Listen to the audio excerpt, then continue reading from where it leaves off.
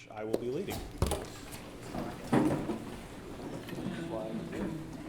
I pledge allegiance to the flag of the United States of America and to the republic for which it stands, one nation, under God, indivisible, with liberty and justice for all. And we're quickly into our first agenda adjustment. The minutes from our October 19th meeting are still being worked out. And I don't know if you want to... Oversight. Yeah. I have no better answer. No. I think we complicated a bit with the consent agenda, but we're going to have that worked out and back in front of us here. Yeah, I had to start to ask for some guidance on how to note the changes we made. So, and then we just lost track of it. I don't have. There's no better answer So, than that. We'll get it next meeting. Yep. All right. Tonight I do not have a report, which is probably good because we have quite a bit on the agenda. So hopefully we can just keep moving quickly here. Which brings us into public comment. And so, as we do every meeting, I'll just read this brief statement here, and that is that our board meetings are conducted for the purpose of carrying out the official business of our schools. It's important to note that the meeting of the board are open to the public. However, they are not public forums. At each full meeting of the board, time is allocated to provide opportunities for citizens and employees to express opinions and concerns related to the matters under consideration by the board. These comments shall be within the guidelines set forth in our policy BEDH, which is the public participation at board meetings policy. Copies of the policy are available on the district's website. I'm just going to highlight the following points from that policy. And that is that the chair is responsible for recognizing all speakers. We ask that speakers identify themselves by sharing their name and town of residence. Each speaker will be limited to 3 minutes to express their views. Speakers should direct all comments to the board, specifically the board chair. This is an opportunity for the board to listen to the opinions of the public that relate to school and education matters. This is not intended to be a conversation or a debate of issues. We know that school-related issues can be emotional, but we ask that civility is maintained. We will not permit profanity, gossip, defamatory comments, shouting at one another, or comments that disparage or attack individuals or groups. The board is faced with many important issues, and so for the sake of efficiency, the board discourages duplication or repetition of comments. The board will not permit complaints or allegations against staff members. We certainly care about these concerns, but they are personnel matters, which the board is not permitted to hear in public. If there are complaints against staff, these will be handled appropriately through our complaint policy KE. To reiterate, that's just a few highlights from policy BEDH. Refer to that policy for a complete description. With that said, is there anyone that would like to speak? Yes.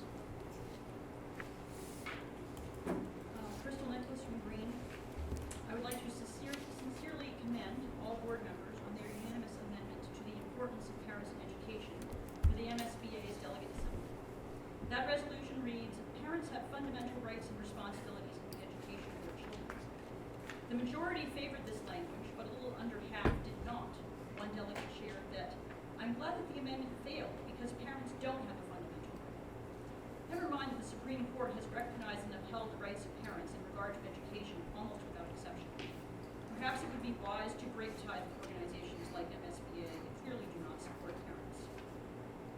I am also alarmed by aspects of policy JHB truancy. The overarching problem with this policy is the obvious government overreach written into it.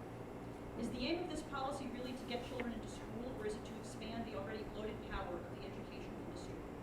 I am gravely concerned by a policy that notifies DHHS about the truancy of a child when that truancy has already been declared abuse and neglect. A legal determination is being brought upon families without due process.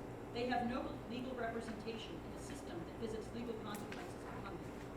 Parents would be ill-advised to attend any such meeting without their legal counsel, nor should they agree to or sign any contracts with the school corporation.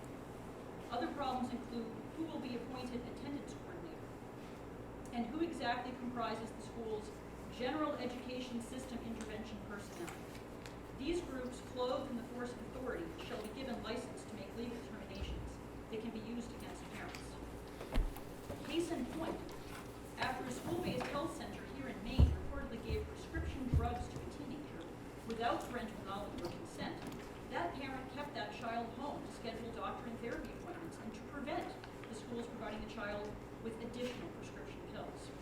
The school then apprised authorities from Child Protective Services, who conducted a surprise welfare investigation on the family, claiming it was an emergency. The erosion of parental rights is not the job of just one policy, but many over time. Here is the policy that strips you of your right to protect your child from an abusive school system. Later on comes the policy to create and protect school-based health centers, to provide your minor children with more jabs, drugs, and masks out of reach of neglectful parents, all free from true informed consent. Institutionalized educational facilities may be uniquely positioned to wear many hats, but perhaps staying in their own lane and devoting their taxpayer resources to actual education would be an improvement over harassing and threatening families who are actually caring for their children.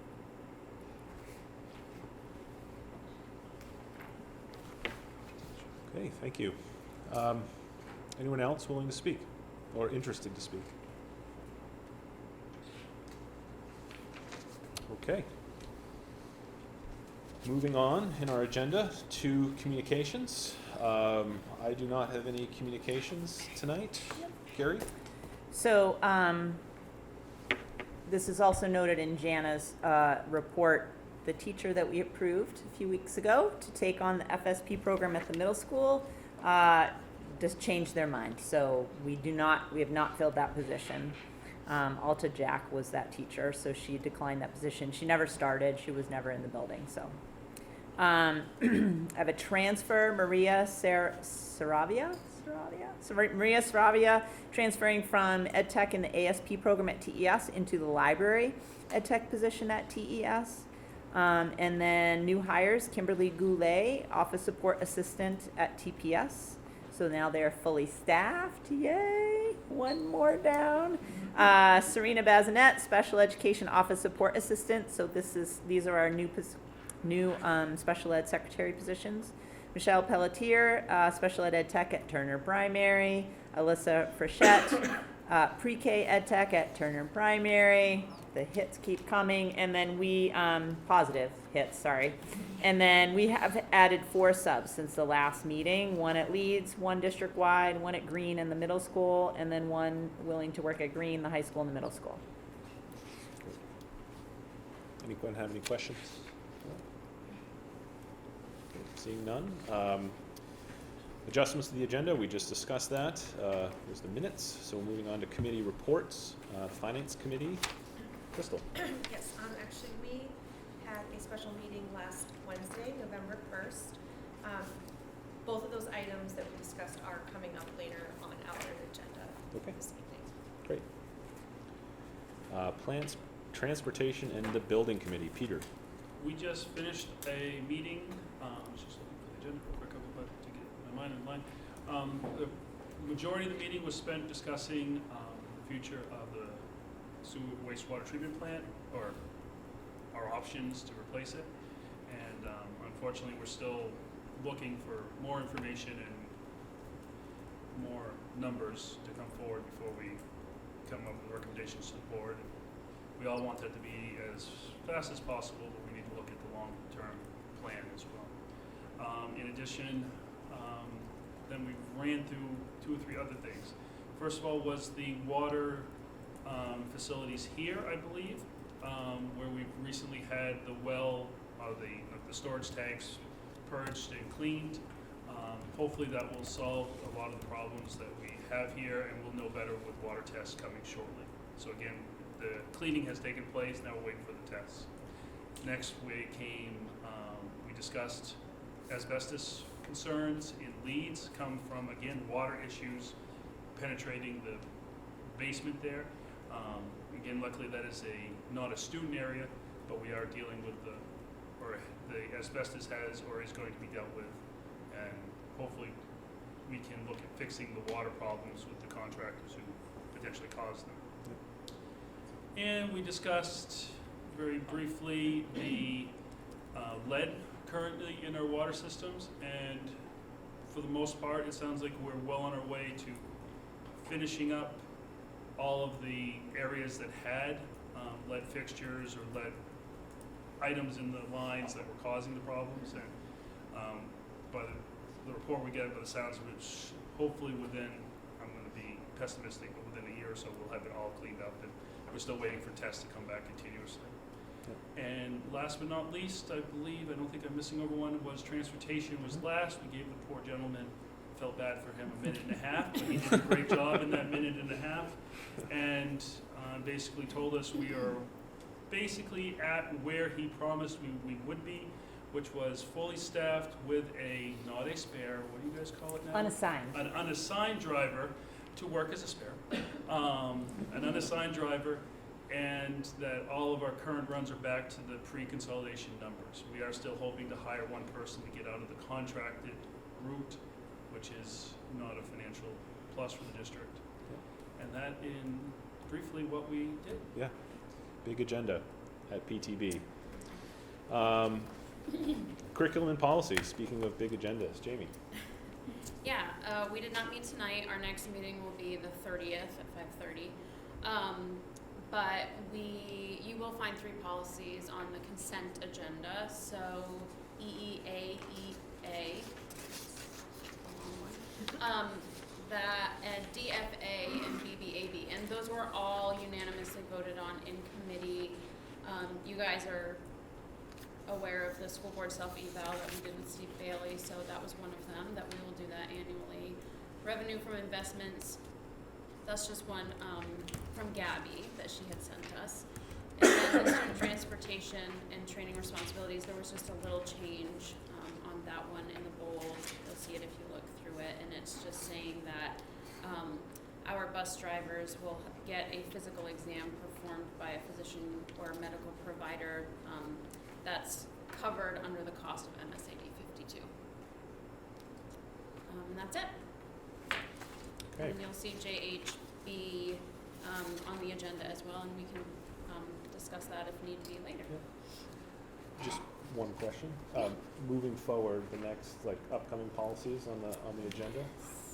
Yes. So last time in my report, I had mentioned that there were a bunch of legal updates we had to do. So you will find those policies on our next agenda, and those are basically the non-discrimination, equal opportunity policies from the Maine Human Rights Act, and then we will be doing GBIA as well.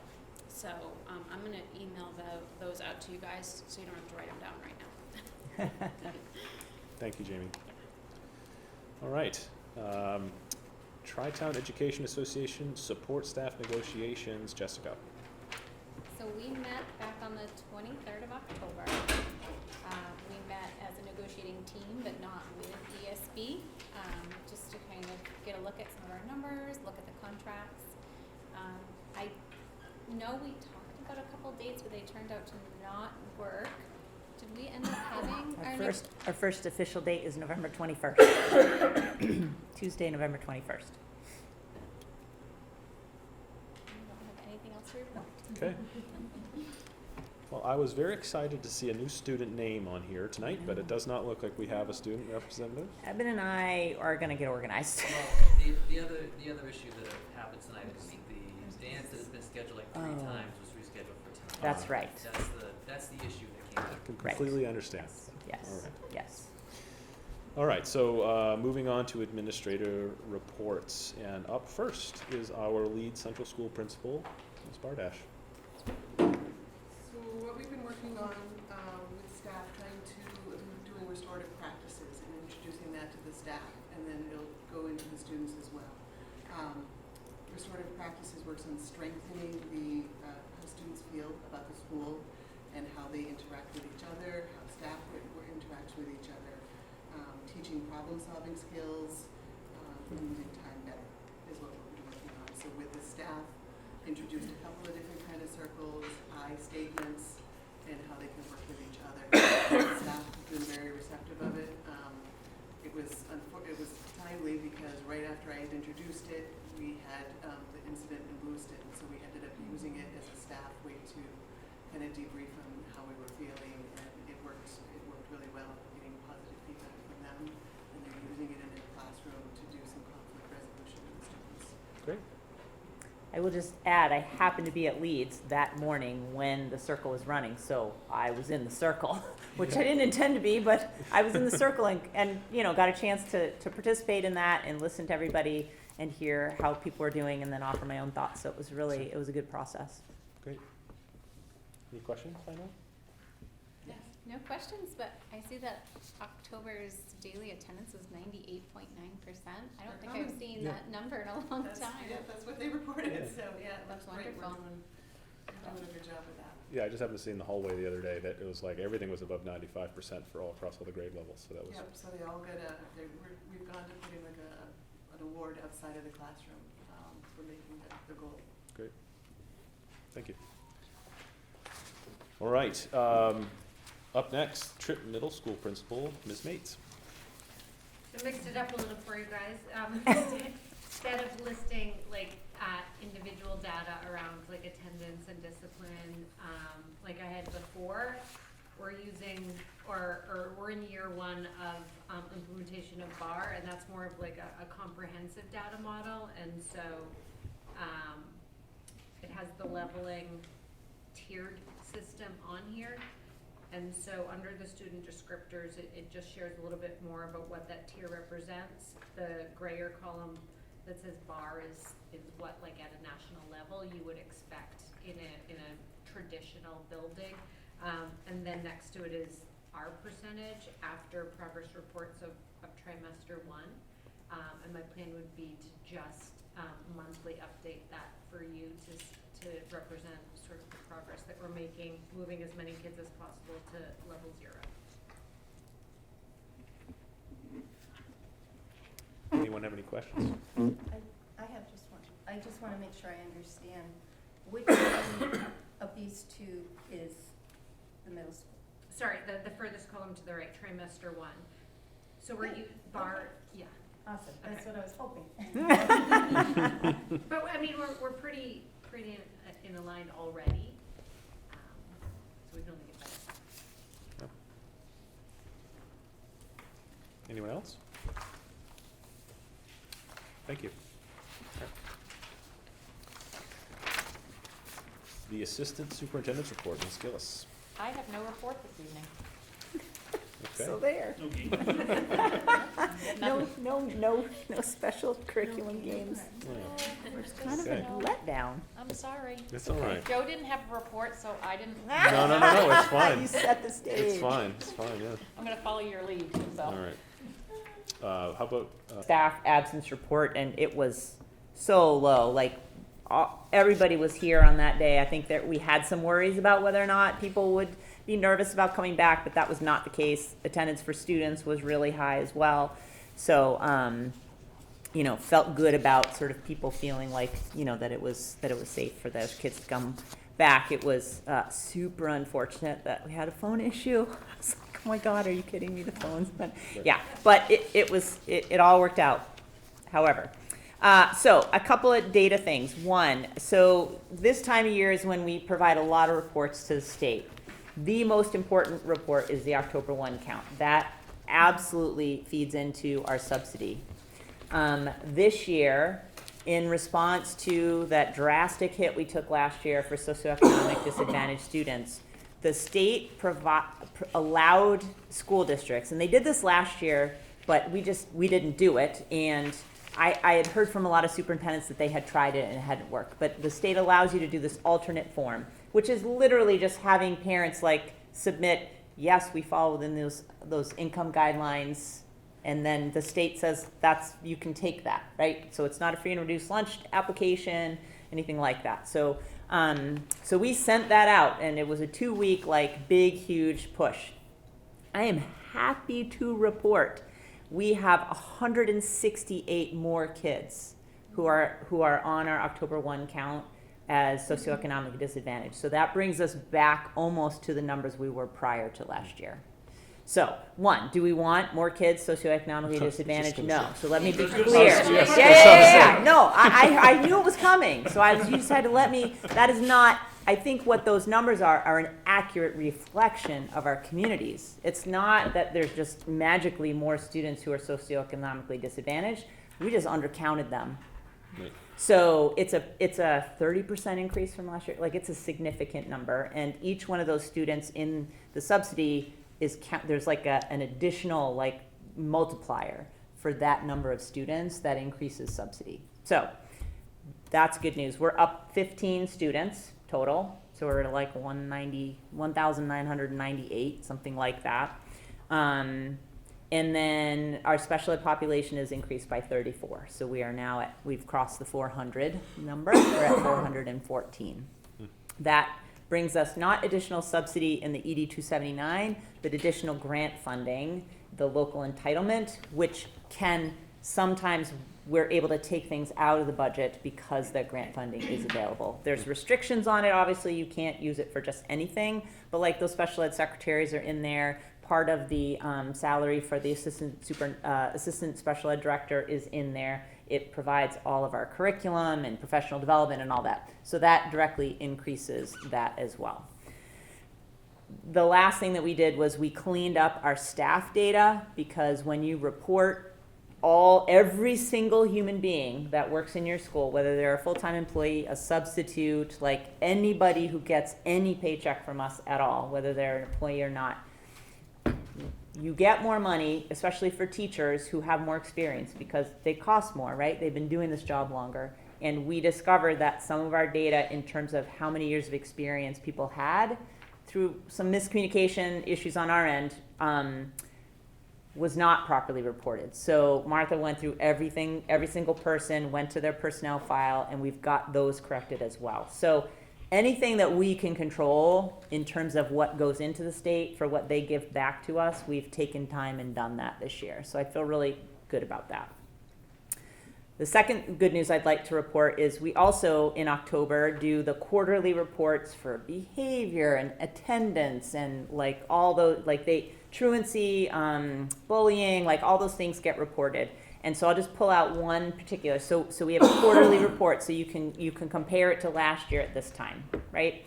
So chronic absenteeism is the one that I looked at because that's our biggest issue right now. And last year at this time, 23% of our students were chronically absent. This year, we're at 15, which is a huge, huge decrease.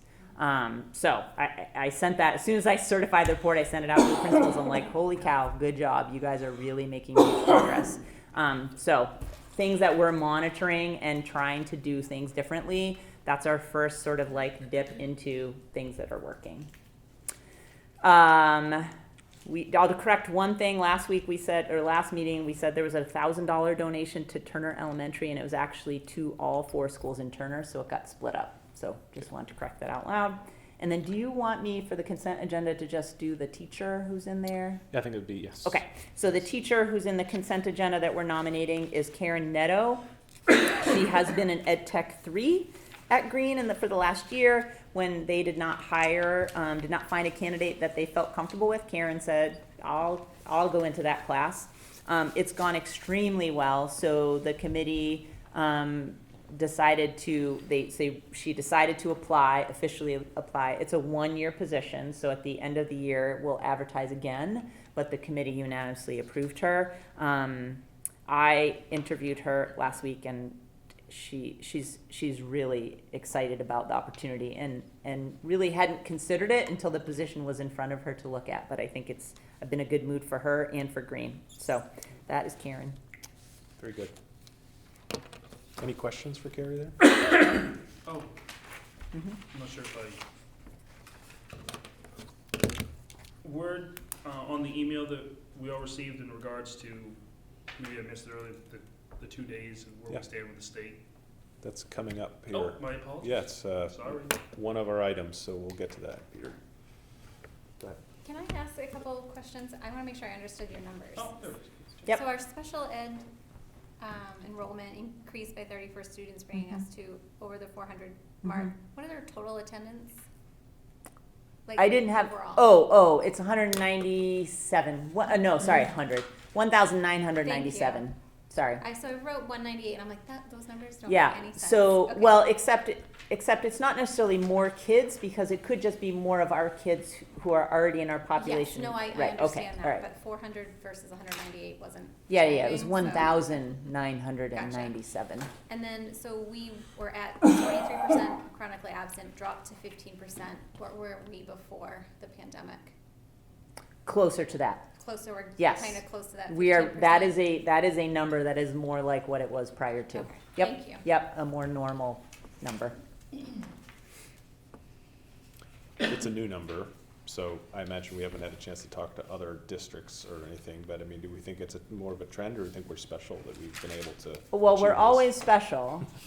However, I suspect, I think all of us are feeling, I won't say all of us, because I think it's looking different in each building, and I think things are sort of like starting to even out, however. There are still some really high needs, but I think that population is sort of like a little bit more stable, and then the rest of the students are sort of settling down. I don't know, you guys are in the buildings, would you agree with that?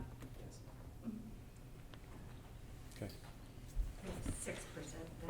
What's that? I said we have 6% that need the extra attention. Correct, yeah, so looking at Jana's data, like if that were 2 years ago, those top two tiers of kids in the most need would have been a much larger number. Sure.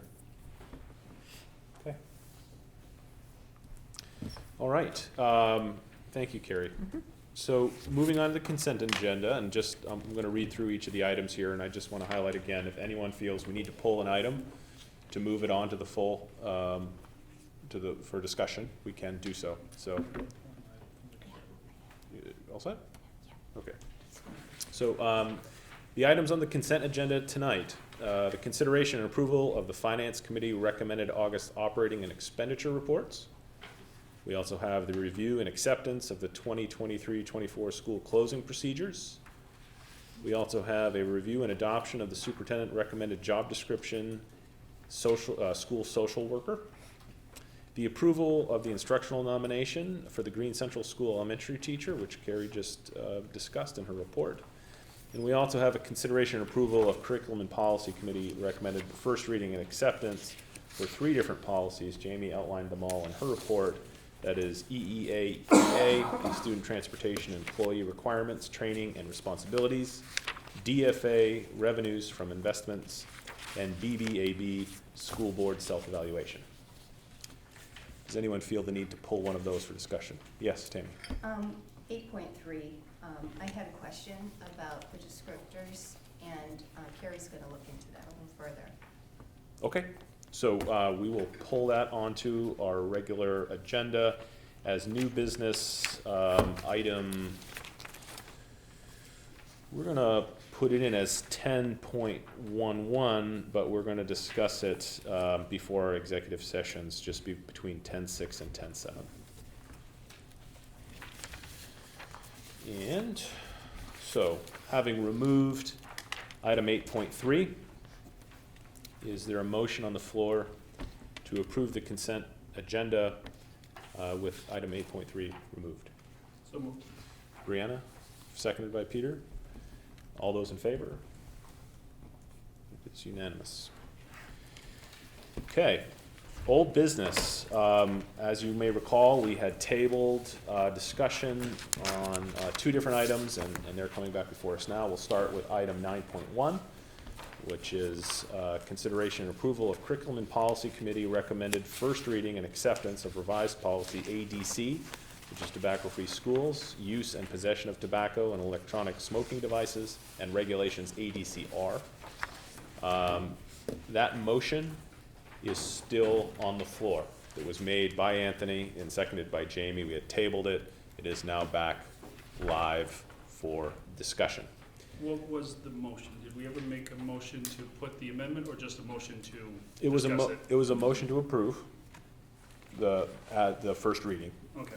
And just as a refresher here, Peter had brought some prepared comments on that policy. We had discussed some of those things, and the reason for the table was we wanted to get some feedback from the administration on the implications or potential implications of some of those modifications. And I believe, Carrie, you had mentioned that we have some folks in the audience that are ready to speak to that. So probably makes the most sense to have those folks give their thoughts on comments. So, and that would be Evan and then Heidi Okay. Poulin, who's the guide instructor. great. Evan, do you mind speaking to that? I don't mind, in fact, I was ready to do that.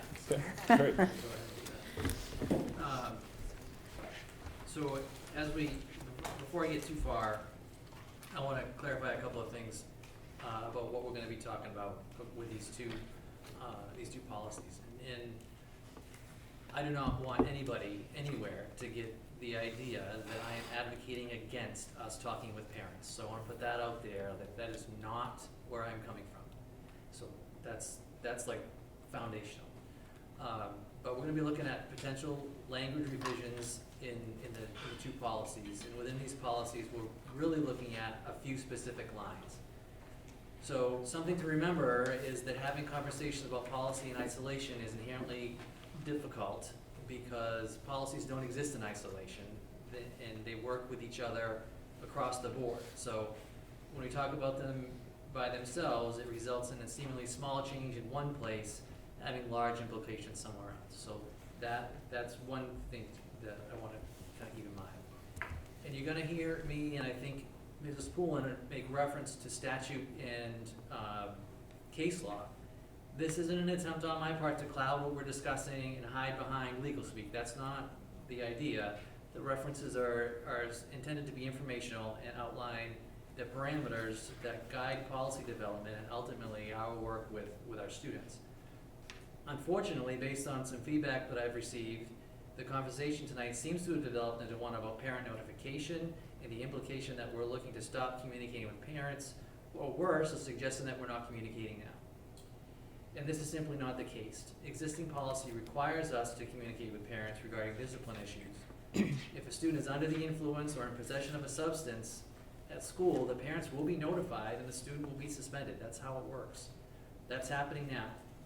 What's at issue tonight is that the proposed change in language would require us to first contact the parent before we could question the student about being under the influence or in possession of a substance. This would be a problem, which I'll discuss more in a few minutes, but the bottom line is that we are currently contacting parents when there is a discipline issue with the student.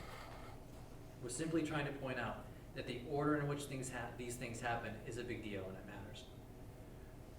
The other issue with the proposed changes is that counselors would be required to contact parents, and bear with me, I had to write it down, and I had to put it in big font because my eyes are getting old. They would have to contact parents before they can meet with a student about substance issues. This would also be a problem, which Mrs. Poulin will talk about after I'm done. But we're not talking about referrals that result from a disciplinary issue. There is communication that currently happens when these types of referrals are made, and that would continue to happen. What we're talking about are referrals like self-referrals or referrals from a teacher or a peer. These types of referrals would be undermined by the proposed language changes. So as we start talking about the proposed changes more specifically, I think we need to remember a couple of things. One, that the cornerstone of any policy or procedure around questioning, searching, disciplining students are fairness and respect.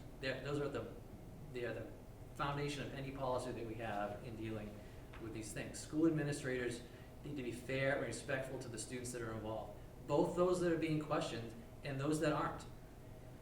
We also must respect the learning environment by ensuring that it functions in a safe and orderly fashion.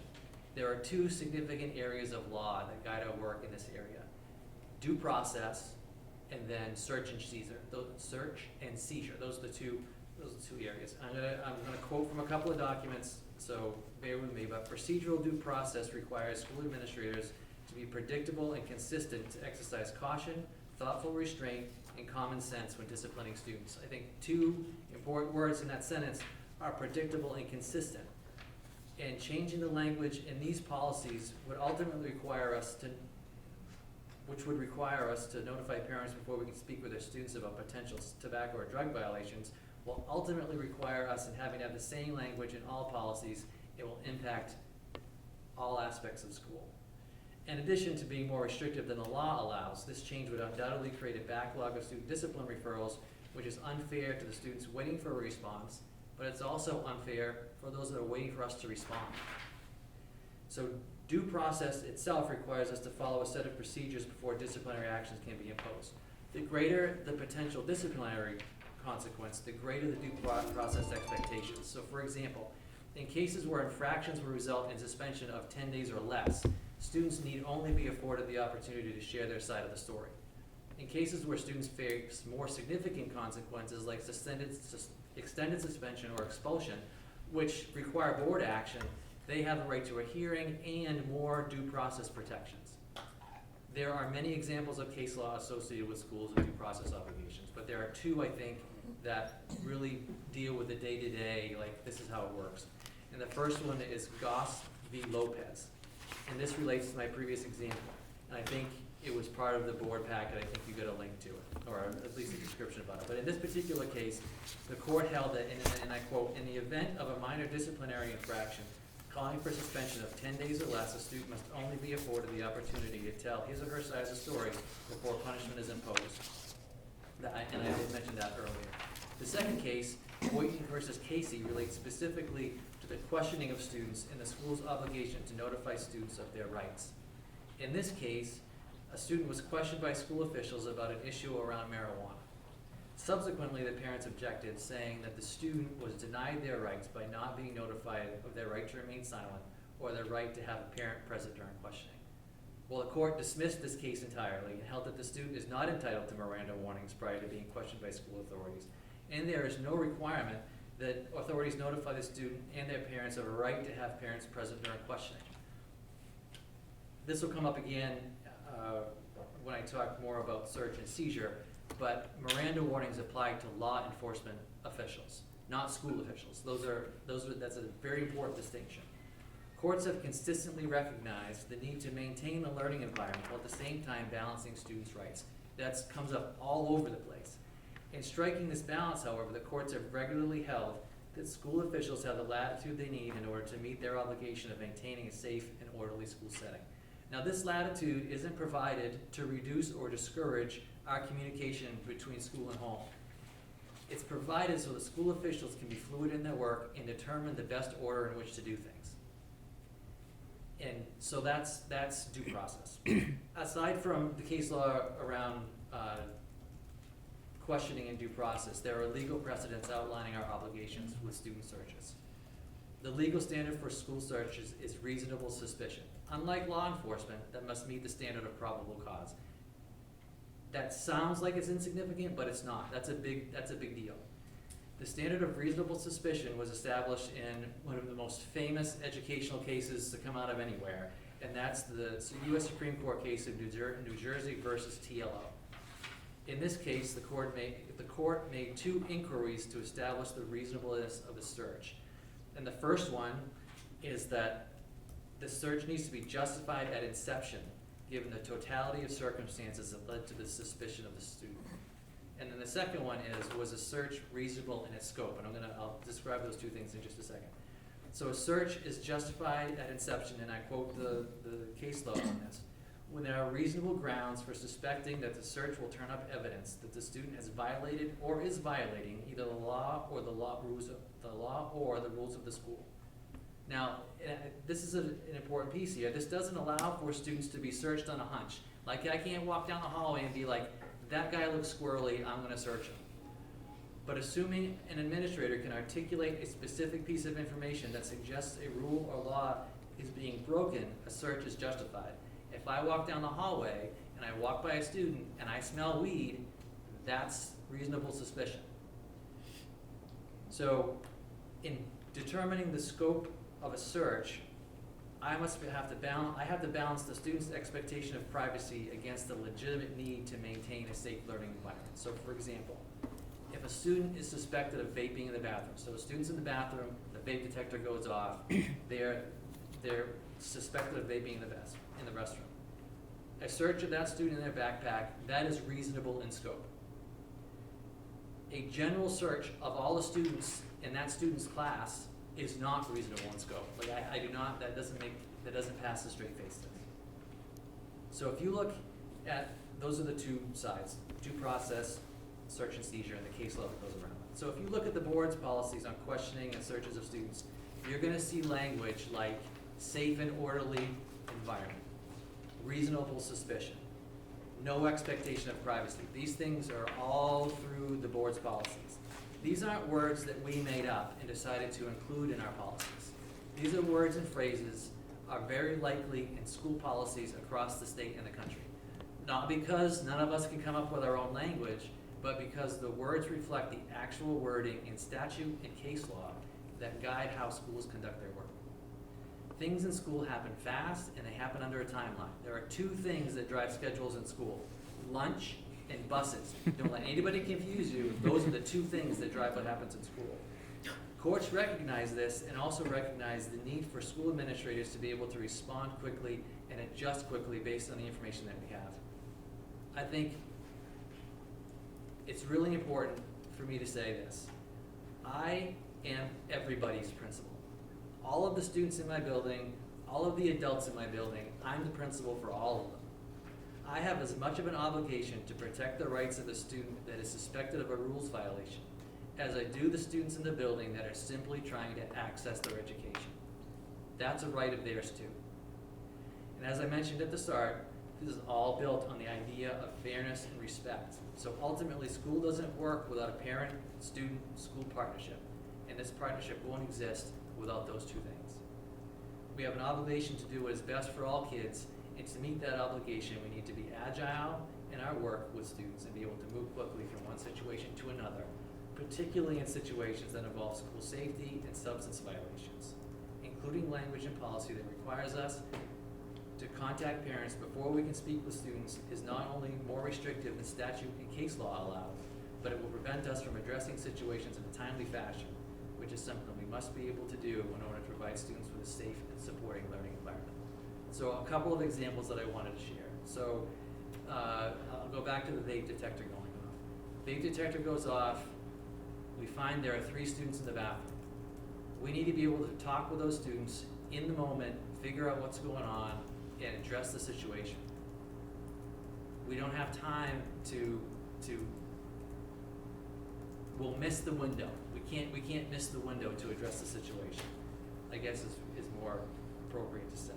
Another example, and these aren't things I'm making up. I didn't have to sit and make these ones up. Like, these are ones over the course of my time in school that we've dealt with. So it's 1:30 in the afternoon, 2 students are leaving the auditorium, a teacher walks in the other end of the auditorium, and it reeks of marijuana. I have 35 minutes to figure out what the heck is going on, and we need to get to it because that's a big deal. I think another one that I think, and this doesn't apply to the 2 policies that we're talking about tonight, but what it does apply to is how these potential changes in language would impact other policies. So when we have a report of bullying, it is not uncommon for us to interview every student in the class to find out who said what and when. So to have to put students in a queue on when we can talk to them based on when we hear back from a parent or when we get in contact with a parent, that restricts us significantly. So that's kind of and it's longer than I want it to be, and I apologize for that, but that's kind of an overview of how that will impact my side of things. And in terms of the issues associated with guidance and counselors, I will turn that over to Mrs. Pullen, but do you have any questions? I would try to answer them. No, very good. Are there questions? No, this time. Not right now. Okay. All right, we'll go ahead, Ms. Pullen. So as to keep myself on track and not get long-winded, I'm literally gonna read, okay? Just so you know. Heidi, just because you're behind Eben, Okay. if you don't mind standing, just because it's a little, not quite as easy to hear you. Okay. Our school's prided itself for many years, I've been here for 20, so many years, on the notion that we have strong relationships with students. Outside agencies that have worked with us have often commented on that and actually praised us for it. As we recently began our new bar program late this summer, one of the strengths that have been noted by the trainers is that we seem to know our students well already. And so we're off to a solid start with building assets and reducing risks. School personnel anywhere will tell you that working with parents in the larger community is part of achieving success for any school. Whether it's communicating grades in a transparent way, hosting student-led conferences, holding an open house, an automated announcement system, buzz media, email, telephone, and more, it's a priority to include parents in all children's education in our schools in MSAD52. With that said, the focus is always the student. When a teacher shares sensitive student concerns with a school counselor, he or she is doing exactly what we've trained them to do. Teachers are not in a position to determine when a call to a parent is appropriate, unless it's an academic issue, which is why they're expected to refer concerns to the counselors. It's entirely possible and likely that if it becomes the expectation that teachers contact parents with potentially delicate concerns that are beyond the classroom, they'll decide not to report their concerns to the counselors at all. It's not because they don't care about their students.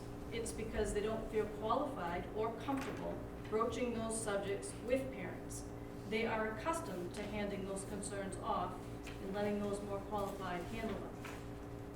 Additionally, if a student learns that confiding in a teacher will result in them calling their parents, students will stop confiding altogether.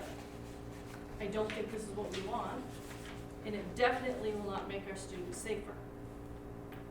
Regarding what information that school counselors and social workers share with parents, we follow the federal and state statutes and guidelines, which is what our policy, ADCR, states we will do in bullet number 5, under voluntary referrals. And to explain those, first, and I think you got summaries and handouts, main title 20A, section 4008 is called privileged communication. In a nutshell, this states that counselors and social workers may not be required, except in cases of imminent self-harm, which is suicidal ideation, or harm to others, to divulge or release information gathered during a counseling relation with the parent, guardian, or anyone else. These are the professional obligations of people in these positions. We can literally lose our licenses if we don't follow those rules. In the specific scenarios regarding substances, main title 32, chapter 81, subchapter 4, section 6221, and the federal government, title 42, have determined that people who render counseling services to minors for the treatment of problems associated with substance use are under no obligation to obtain the consent of parents or guardians or to inform them of the treatment. Main title 22, chapter 60, section 1502 is called consent, and that confirms that a minor can consent to treatment for substance use or for emotional and psychological problems. Again, our licenses are at risk if we do not follow these rules. Our students understand confidentiality, which is why they come to us. The confidentiality rules are explained to students so they know that anything they tell us must remain confidential unless they give us permission to disclose or unless we think they are an imminent danger to themselves or to others. Please don't misunderstand. It is always our goal to coach students up to a point where they're willing to share troubling information with their parents. We offer to assist them in doing so. However, we can't compel them to do it, and we will not do it without their consent. If the language being suggested is added, not only are you asking us to risk our licenses, but also to break the trust of students. You might as well close our doors, because no one will seek out assistance from us if they know we will call their parents. It is a fact that there are parents in our school district who abuse their children. What might happen to that student who's coming in for help when the parent is called to be informed that their student has confided that he or she has a substance abuse problem? We can't be certain as to what might happen, but we can guess. What about the next time that student is struggling? Can we expect that they'll seek help from the counseling office? No way, they'll just call my parents. I can hear it now. This is what you're setting us up for with the new language. The unintended consequences will leave students not having anywhere to go to seek problem solving and decision making skills and assistance with all kinds of issues, not just substance issues. And think of a student who's dealing with a terminally ill parent, or consider the student who's trapped in a home where substances are used and abused by the parents and needs to learn coping strategies. Think of the student who's behind in all his classes, wants to catch up, but whose parent has threatened groundation if the grades slip. All of these students will have no place to go for support because they'll just call my parents. Expecting us to break confidentiality on anything other than the above-mentioned exceptions will eliminate all trust completely. The students will be on their own. That's not a safe place to be, nor is it reducing risk. Every student deserves to have a trusted adult in their life. Some don't have those at home. Okay. Any questions?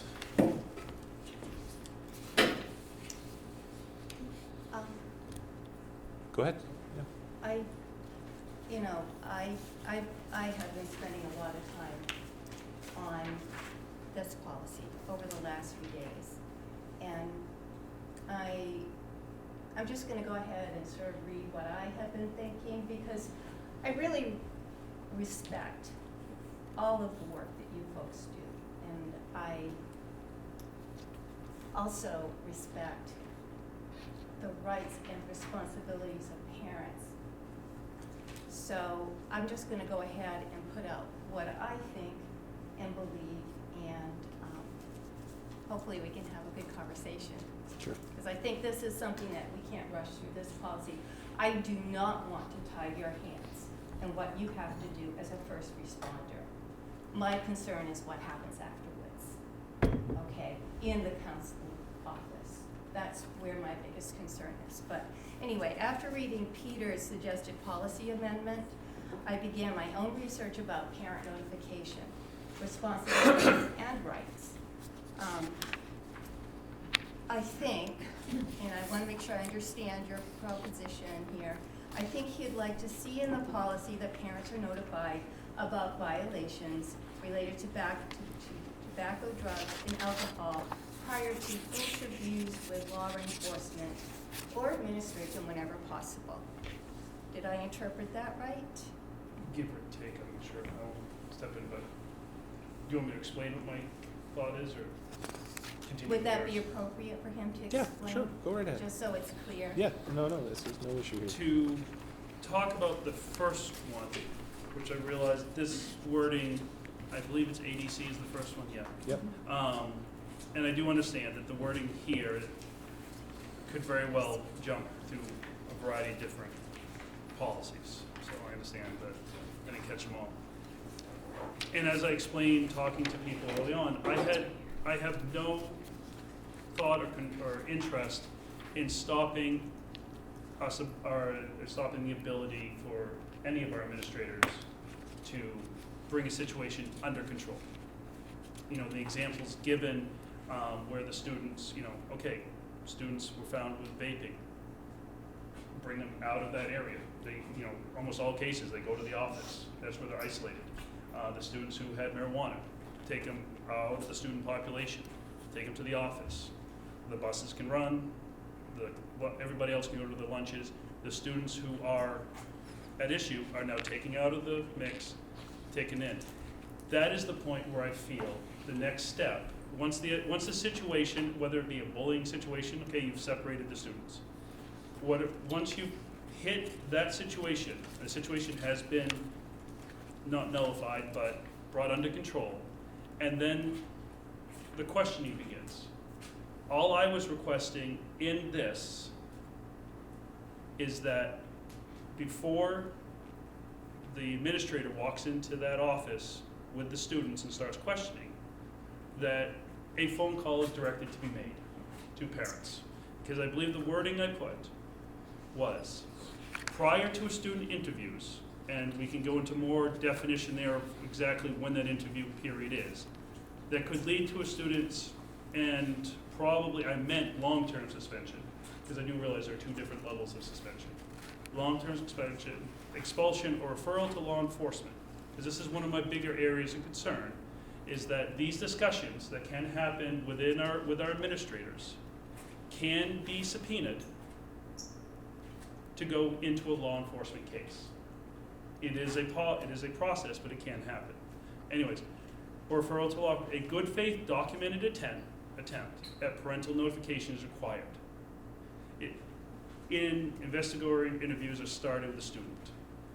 It does not say that they has to stop. It doesn't say the interviews can't go forward.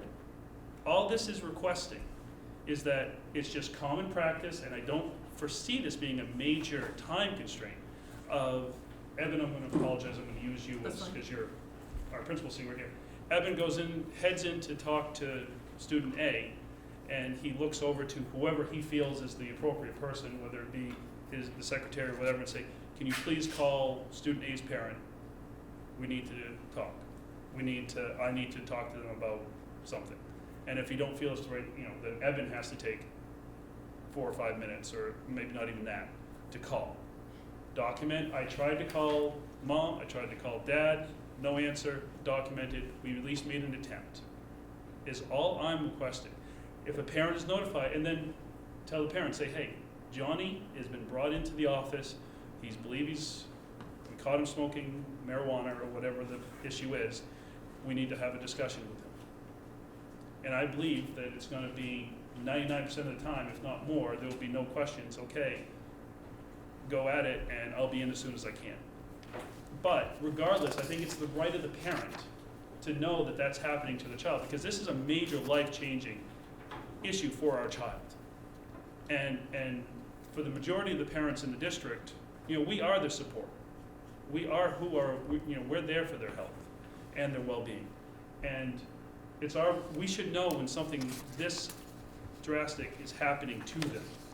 And they should know that whatever conversation they're having at that time can majorly change their life direction, potentially. And I think sometimes they're unaware of that, and that's where our job as their guardians comes into play. So, but I'm not saying that we need to stop the discussion. I just say we need to know that it's happening. Not after it's happened, not saying, okay, we found that Johnny did it, this is his problem. Because I have no doubt that we have lots of discussion. And I do realize, I apologize, because I have gone on a time. So anyway, but to get back to it, that is Yeah. my general thing, is it's Yeah. not, it is a, So- Was that the clarity you were looking yeah, for, Tammy? I went into, I sorry, I think so, apologize. yes. No, that's awesome.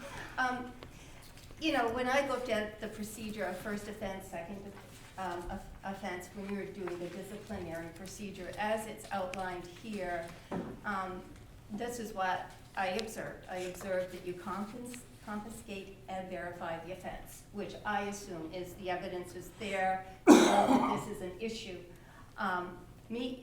In the first offense, it says you meet with the student and then you notify the parent.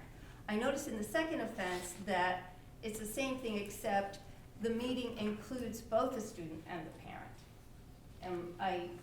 Are you following me? Yeah. So I'm looking at you, I'm sorry, I don't mean to.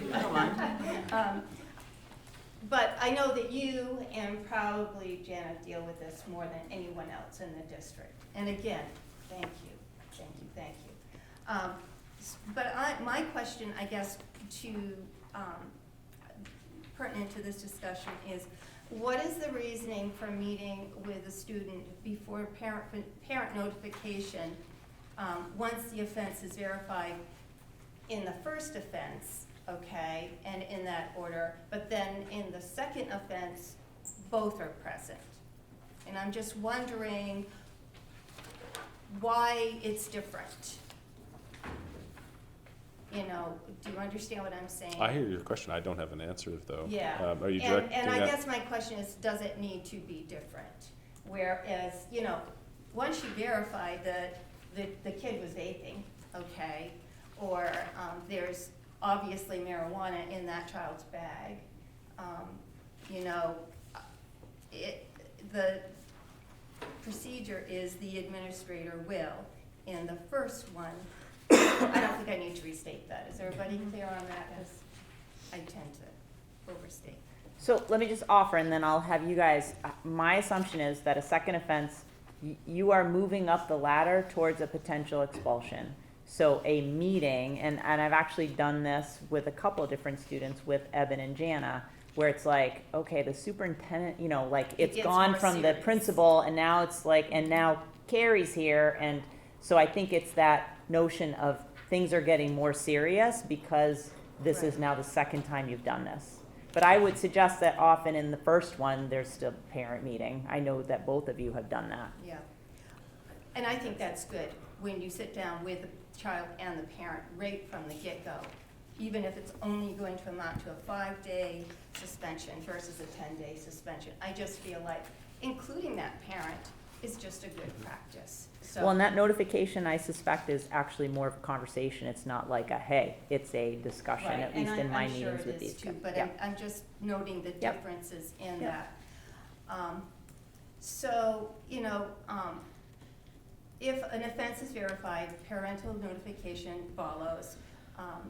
And it just, again, and I think you addressed it, as I'm reading through this, that you do want parents involved, and they are going to be notified, and they are going to be brought into the conversation. And I just want to be sure that that's clear in my head and here. Go ahead, Jimmy. I guess I just wanted to say that even before Eben and Mrs. Pullen got up and spoke, it's still in the policy that the parents must be Yeah. notified, including not just the ADCR, but in ADC as well. So even under consequences for violation, the policy states parents or guardians will be notified of all violations involving their student and action taken by the school. So parental notification is clear throughout the policy as written as well. Go ahead, Peter. I have no doubt, and I strongly believe that parental notification is the standard policy of the school. And I think it's done, if not all the time, majority of the time, or whenever possible. If kids are Whenever- violating whenever policy, it's po- all the time. Whenever possible. Okay. My concern, and I'm not gonna go into the details, but it comes from past experience, is that there is a point where the parents need to be notified before, it's all about when the notification takes place. And I feel that there are certain situations where parents need to be notified that their kids are being investigated, because those investigations can lead to significant change, potential significant changes in that kid's future. And that child, when it boils down to it, we as the parents are have the ultimate responsibility for that minor. And it is our we need to be there to guide them through all these circumstances.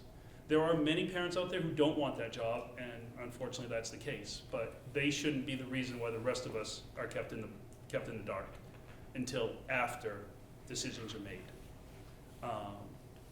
Student A or student B can start get nervous. They're put into a room with an authority figure that, if we've been any sort of parent, have all told them to respect, and they get very nervous. They get, what are we going to say, and just start rattling off stuff, probably telling a lot more information, and could potentially put themselves into greater harm than they need to have guidance. They need to know that.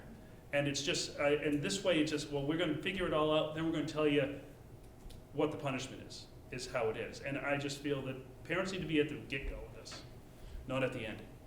Can I ask for clarification? You said parent notification before any other decisions are made, and I guess it would help me, and I'm assuming the rest of the board, to know what specific decisions you're, so is it a decision for, like Tammy said, referral to law enforcement? Is that when you want the parent notification, or before suspension? Or I guess I'm just looking for like. I was anything that could truly affect the long-term outcome for this child's life, which, an in-school suspension, put in detention, stuff like that, we all have been through them, most of us anyways. And, it's stuff that will be, my real concern is if it boils down to anything where law enforcement is informed, whether it be drug-related, whether it be weapon-related, whether it be assault-related, and those type of things. And this is hard for me, because I in no way feel that this student should get off. I just feel the parent needs to be involved, because the parent knows what's going on at home. The parent knows the full story. The school knows a 6-hour point of the day, and the school knows what the student has told the school. The parent knows the bigger picture, knows what's going on in that student's whole life. And they need to be involved right from the get-go, especially if it goes to the point where it can be referred over to law enforcement. And that's where my greatest concern is. Thank you, Peter. Yeah, Bree.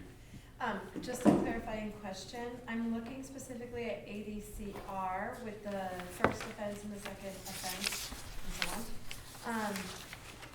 The way that these are numbered, are we to assume that they will always need to be followed in that particular order because that's how they are listed and numbered?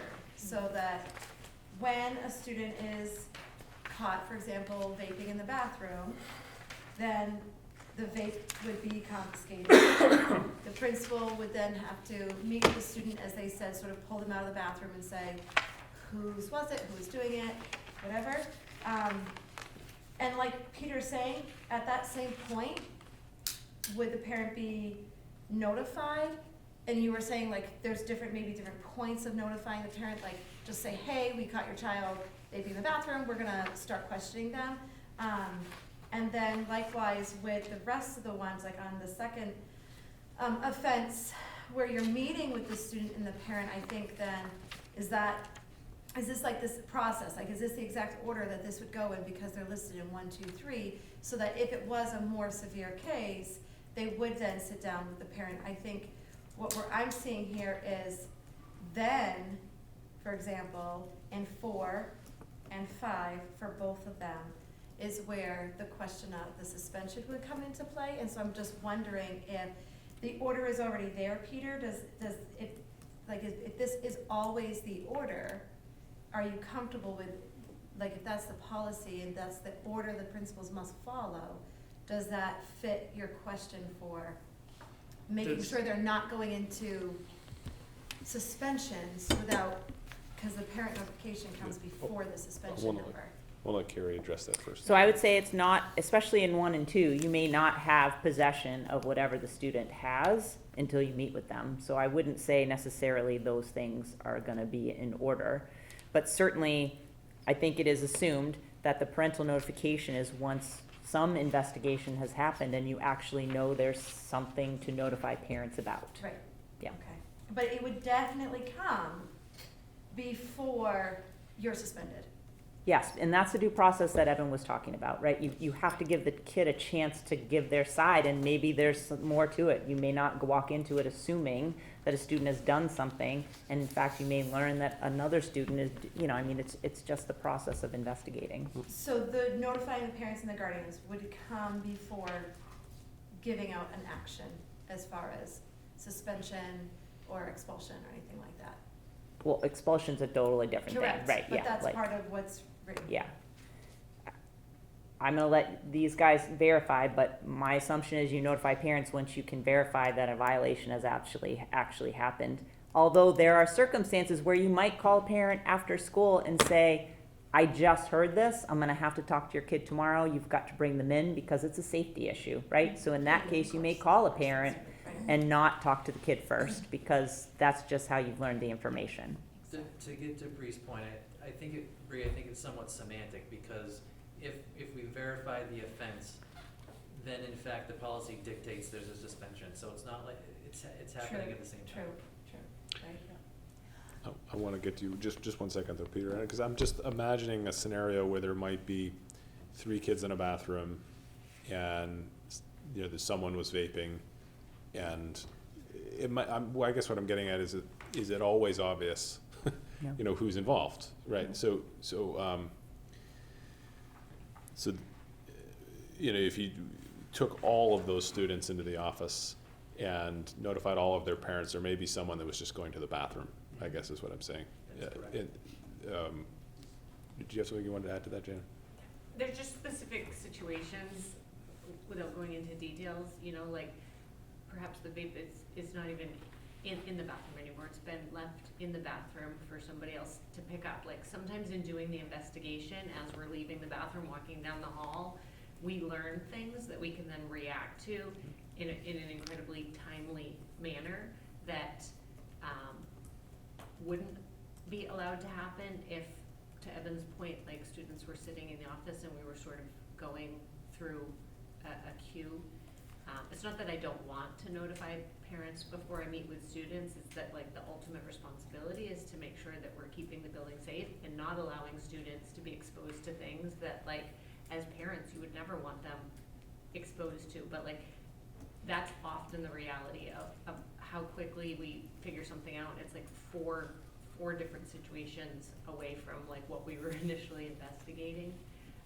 So it's incredibly tricky. Go ahead, Peter.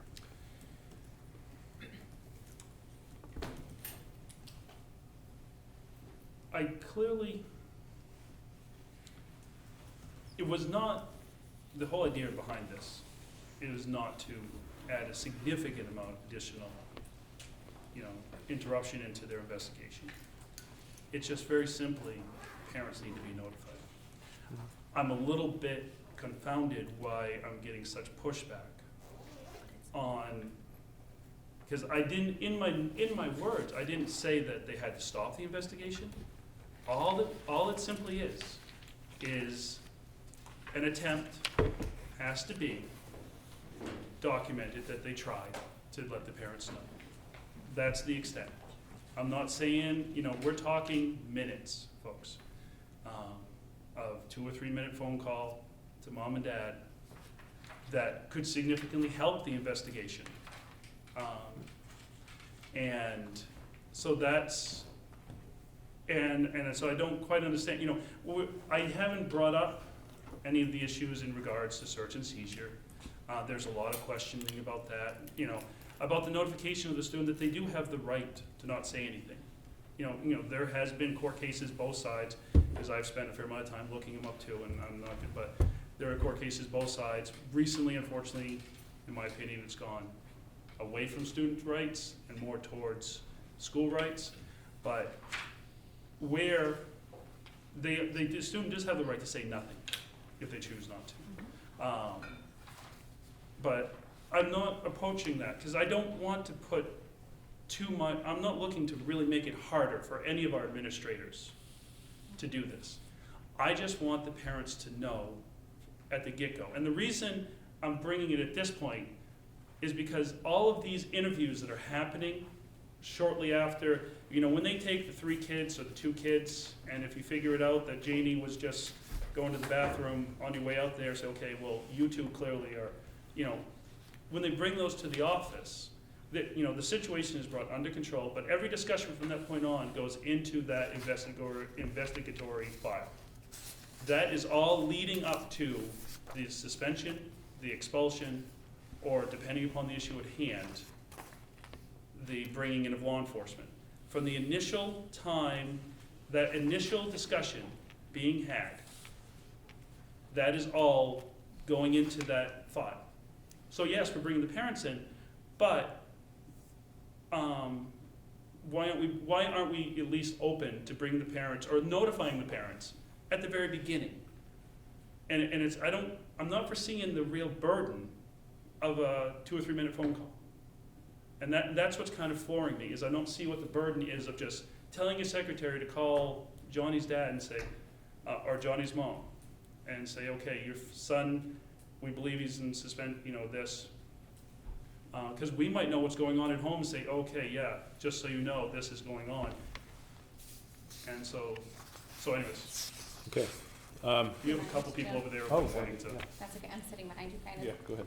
So I just want to kind of wrap my brain around a few things. So I think I understand your ask and I understand the response, and I think what we're getting tied in is that first call before questioning.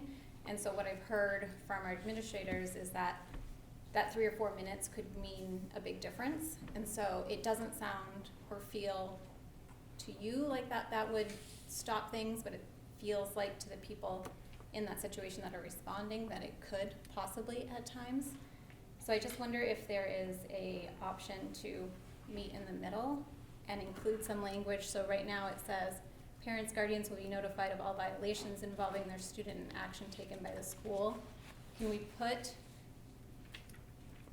some kind of language that would say within a reasonable time frame, or, because I think we're all agreeing it's happening and it's important, and the piece that we're not agreeing on is when.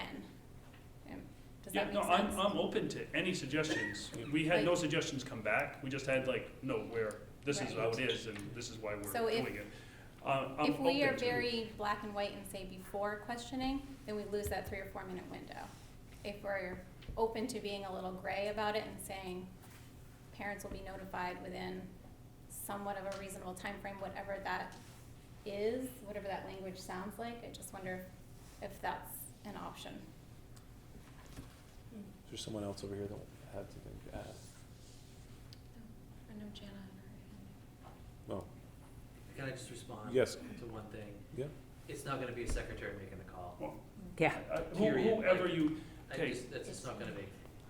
I was just gonna say too, and that's the assumption that you got it right, when you pulled the people for questioning, that you got, it's almost like the investigation had to already have been done and you had the right people, and that's where my concern is, because more often than not, you don't necessarily have the right people or all the people involved until you do the questioning, and that's when you miss the window. I just want to try to pull this together real quick here and just kind of talk about a few different ways we could go with this, okay? Right now, the motion on the floor is to essentially approve the first reading of policy as written, okay? Which was a unanimous recommendation from the policy committee. I'll just start there. But there's the other way we could go here too is someone could propose an official amendment, and you have provided comments, I haven't proposed. but there's not an actual amendment on the floor necessarily to change it. But an amendment could be provided to make a specific change to it that we could vote on. We've also received a lot of information tonight, and we're having a big discussion, and we could certainly table this again to a future meeting and contemplate this. I probably would be maybe supportive of that one more time. But I can see that as several paths forward here. So I don't know if anyone has any more thoughts there. Yeah. My only thought after this conversation and reading, all of these applicable laws is that I don't think it would be prudent for the board to go against state and federal laws and our policies. As a matter of fact, it's impossible to enact policies that are in violation of state and federal law. So I think just to that point, right now the motion on the table is for a policy that is recommended by policy committee that is clearly not in violation of anything against state and federal law. So I think it is important that we get to a place where there's an actual amendment to this to kind of continue the discussion. But I can also understand that we did receive a lot of information tonight, and if you need more time or someone needs more time to really fully form that amendment, I can understand that, because again, I want to make sure we're as thoughtful as possible with our policies, which is why we typically try to do this in the policy subcommittee as opposed to these open meetings. But go ahead, Teresa. So I just wanted to read the motion that was proposed, if that might help. Sure. So a motion was made, and this was 2 meetings ago. A motion was made by Tammy, seconded by Anthony, to approve first reading and acceptance of revised policy ADC, tobacco-free schools, use and possession of tobacco and electronic smoking devices and regulations, ADCR. And as you noted, that was a unanimous recommendation from the Curriculum and Policy Committee. Yep. So that's the current, that is the motion that's still present. Right.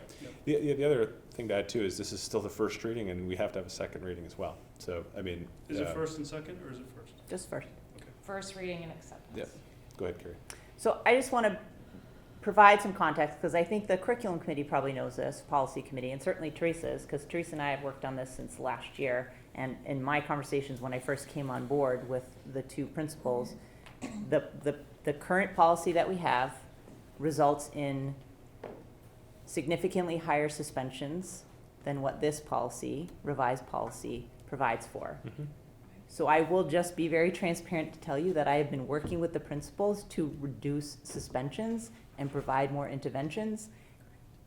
And I really believe that this policy is in the best interest of our kids because it keeps them in school and provides more direction to administration to provide intervention when students are involved in drugs, alcohol, or tobacco. That cannot be forgotten, and I think is really important because that was the state, the policy had a requirement for a certain amount of suspension, and we're introducing more flexibility to try to make sure that we're intervening with kids.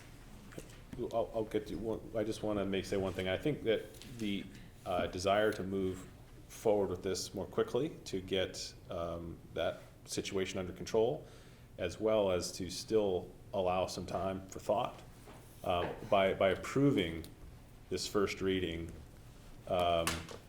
essentially it still opens the opportunity for an amendment to come with the second reading, as well as time.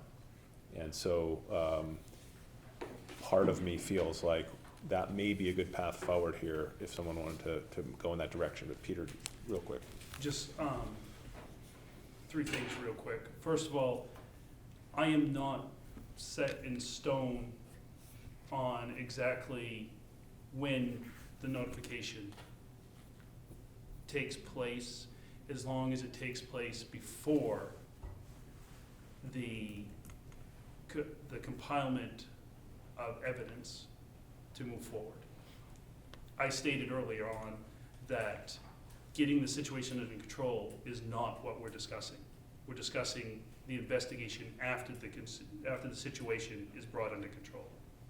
So that first 3, 4, 5, 10 minutes of clearing out the rooms or bringing in people, those minutes I'm not talking about. I'm talking about when the situation, and I'm not really even talking about a vaping issue here. We've been talking about vaping because that was one of the ones that came up. I'm talking about something that potentially is more serious, where you're sitting down with people. That's where I'm looking for later on. Second of all, when it comes to the legal aspect of this, anything I'm proposing doesn't affect the law in the slightest.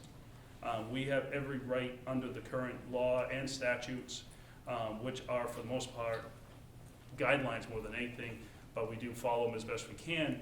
But even if we follow them to the T, what I'm requesting doesn't affect that in the slightest. All I'm requesting is that we notify.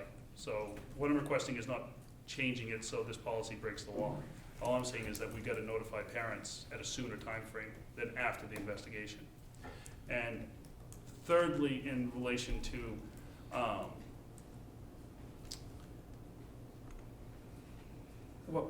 I apologize, Carrie, it was what you were talking about you were discussing. Like the lesser number of suspensions? Giving kids counseling? Regardless, I can't remember it at this point, so I don't, but as a comment too. Again, it wasn't it is a whole, we're looking at something more that this wouldn't even affect in any fashion. So that's my simple request to notify parents at an earlier time, that wouldn't affect it. Okay. Tammy? Yeah, I actually have a lot more that I would like to look at and to share, and I'm not exactly sure. It seems as if you want to move on, and that's absolutely fine. However, I think, when it comes to fashioning this policy, I don't want to tie the hands of our administrators. I think that the outline of how to proceed, that makes perfect sense to me.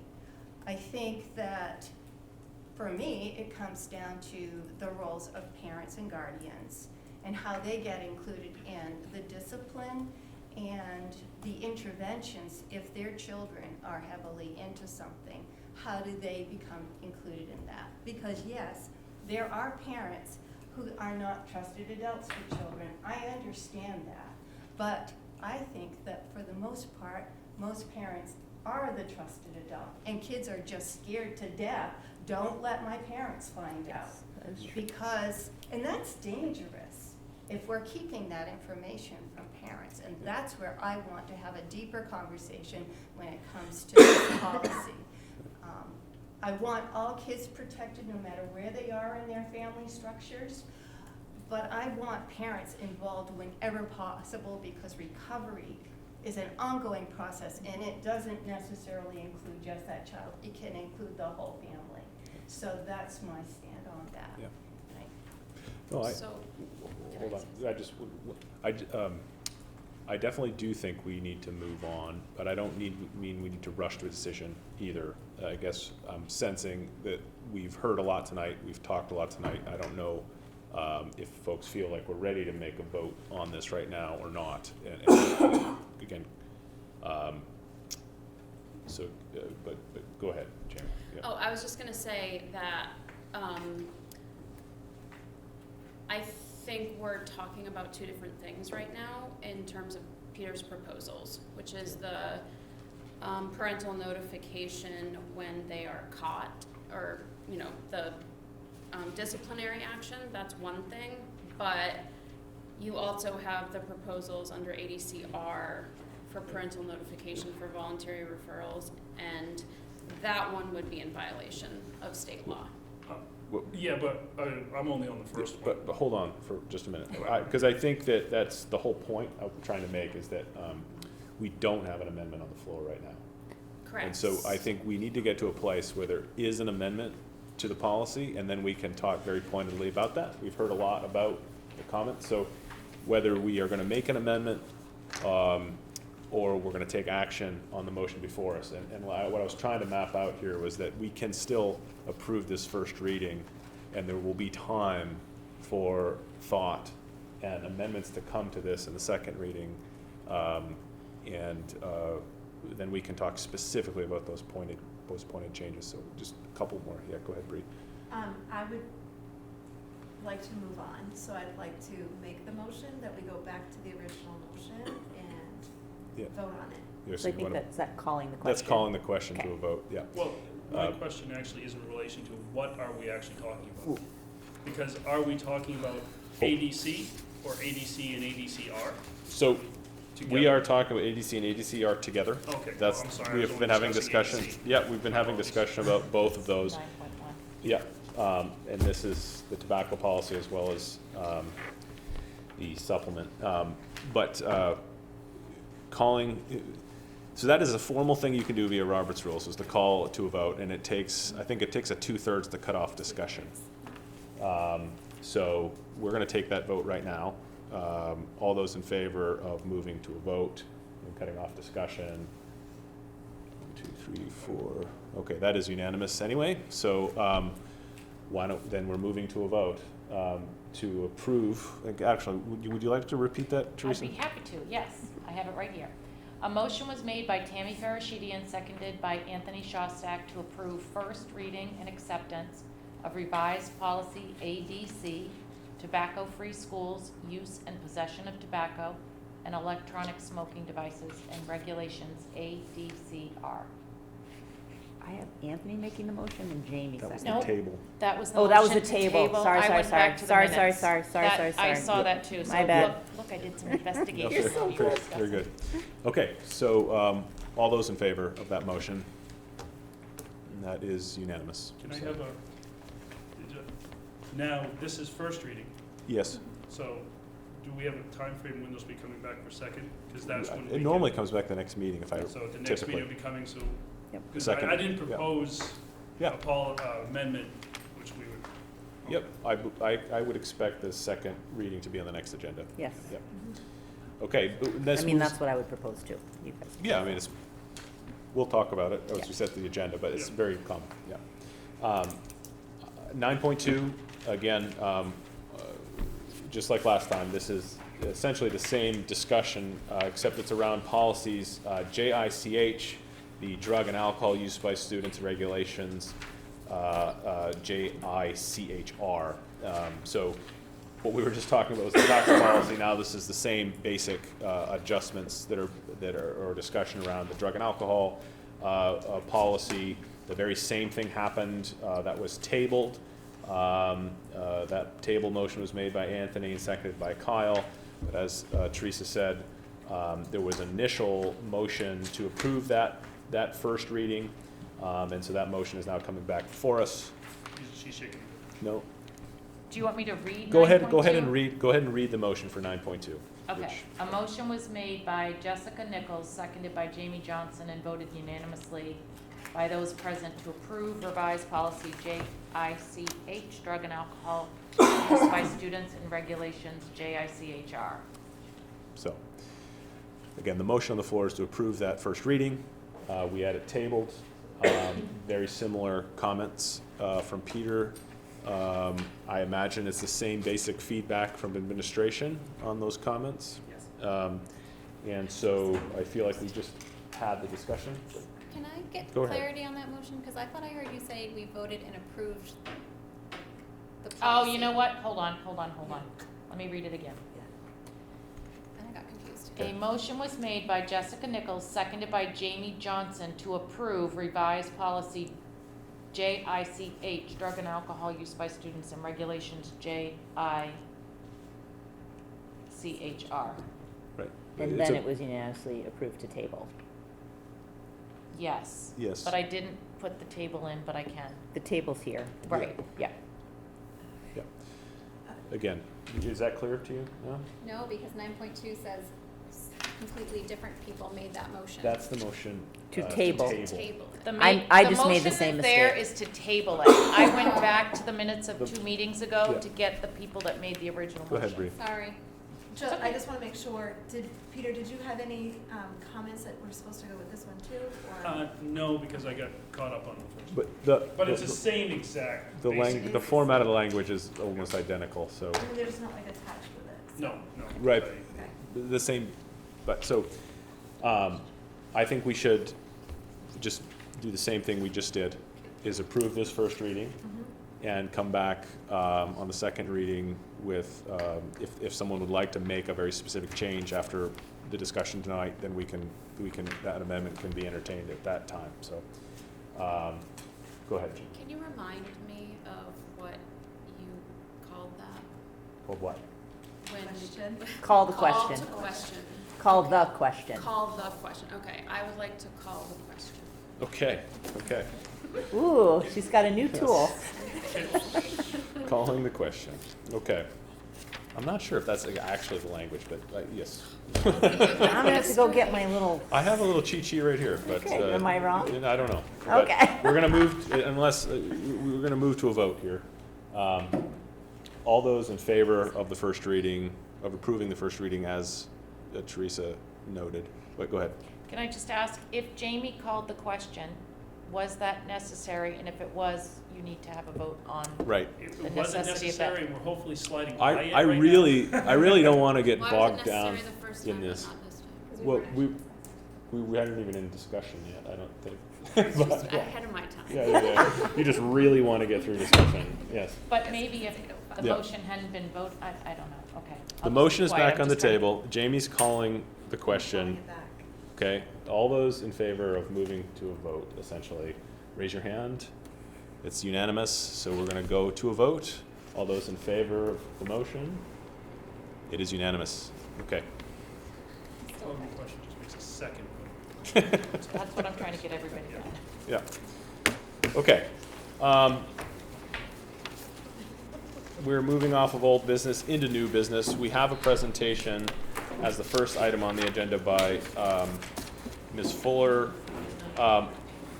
I actually, if you don't mind, I would like to motion to recess just for like 2 minutes. All right. Is all those in any discussion around I that, or? don't know if you even need, I think you're the chair, you can make a. No, I can make a recess. motion to recess, but all those in favor of recessing for 2 minutes? Okay, very good. We'll be right back. Thank you. Okay. All right. And if I stand here? Yep, you're fine. Okay. We are back in session. All right. Our first item of new business tonight, item 10.1, is a presentation by Turner Primary School Principal, Ms. Fuller. Good evening. All right, we'll get into it here. So staffing currently, we have our 3 pre-K teachers and 3 ed techs. We have a long-term sub in one of the ed tech positions, but she is working on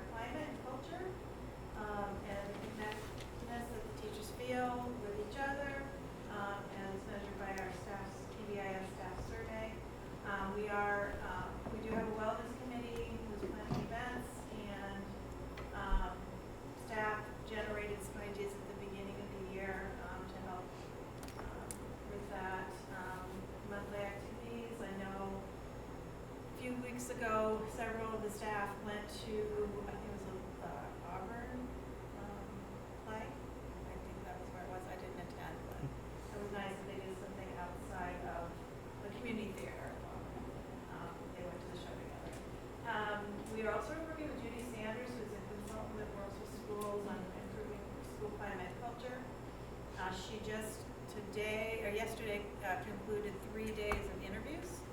She interviewed each staff, and then her job, and she also gave them a couple different surveys. And then she is compiling all of that to look for trends, and then she'll have recommendations on how we can work together to improve the culture and how we work together at TES. Any questions on that? That's my first goal. Thank you, Kate. All right. We wanted to, how do I say, compliment the work that we've done. Sorry, it's getting late. The work that we've done with our phonics program. We're piloting the phonics program we talked about. There's been a lot of success. But we also were seeing that we don't want to shift too far into just having kids decode words. They also need to attach meaning and comprehend their comprehension skills. So we're working on the comprehension just as a complement to the work we've done with phonics. So we are going to be providing 2 book studies this year. And then the teachers also, as part of the evaluation, can do some peer observations and watch other people and the strategies they use for comprehension during their reading time. We will be doing some PD where the staff and leadership team will be presenting some strategies and skills and ideas for skill instruction during the early release day or during staff meetings for professional development. And we'll be doing a survey to just collect some of the responses to some of the instructional strategies that they've tried over the year. Any questions on that? And then this is just some of our data. We do one assessment. It's the teachers college reading assessment, and so it has different aspects like fluency, comprehension, and decoding. And so these were the first and second grade results for the fall, and it does show kids are in the orange and red. So right now in grade 1, there's like 25% of the kids that are not meeting the benchmark, and then we have 11% of the second graders. So this kind of shows us that we need to do some work in first grade, and we do have intervention groups started for those kiddos. And you check those quarterly, right? So you'll check those 3 more times Or by trimester now, but yeah. to see the And progress. they should be ongoing as a child progresses through the different reading levels, but there definitely is looked at. And then this is just an example of the NUIA, it's the reading NUIAs for the fall for first grade and second grade, and it does break down the different areas that are tested, and the bottom one, I don't know if you can see it right here, but it's just reading in general, which is where the comprehension piece would come into play, and we're looking at, it was, this one was 42, was in this second grade. We're struggling in that area, so again, it told us that we needed to be focusing on that, and then grade 1, we had,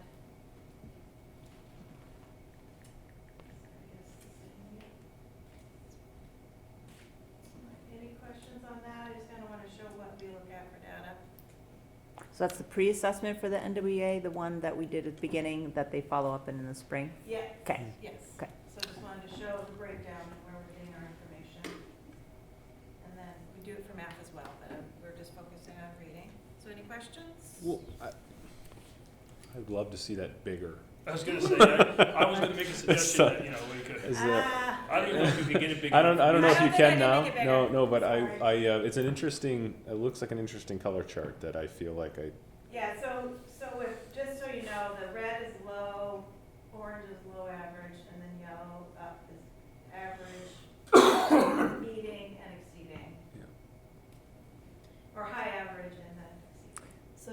green and blue are good. Yes. Yes. But what's the Orange and different, And so those, are And those then this is proportionate? reading in general, then it's got foundational skills, language and writing, and vocabulary. Am I correct in looking at those bar charts as being like proportionate to the percentages in the column? Yes. Yes. Okay, okay. Yeah, so just All kind right. of gives you that quick visual. Yeah, all right. But I have the copy of this, so what I can do is send you guys a PDF of it so you can look at it. Yeah. Okay. Right, so you can see, you know, that this is concerning here, so we're focusing on that. And which one is that? This is just the reading, which would involve the comprehension piece, yeah.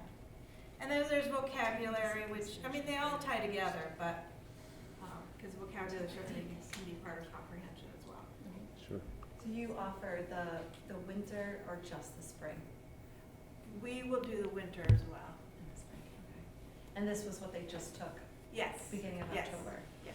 So I like to look at that too and say, consider that they're first graders and it's their first, like, a month and a half into school. Right. And what, you know, a And we're just- 6-year-old using the computer and trying to figure it all out, so like, it can be concerning, it's definitely like something to work towards, but that's why it's good to look at like the winter score again too. Oh, absolutely, and we Because just, this is just our baseline. I imagine it will definitely change. Yes, it will, and it's just showing you the baseline of what we look at and Yeah. kind of why we're making decisions we made. Yep.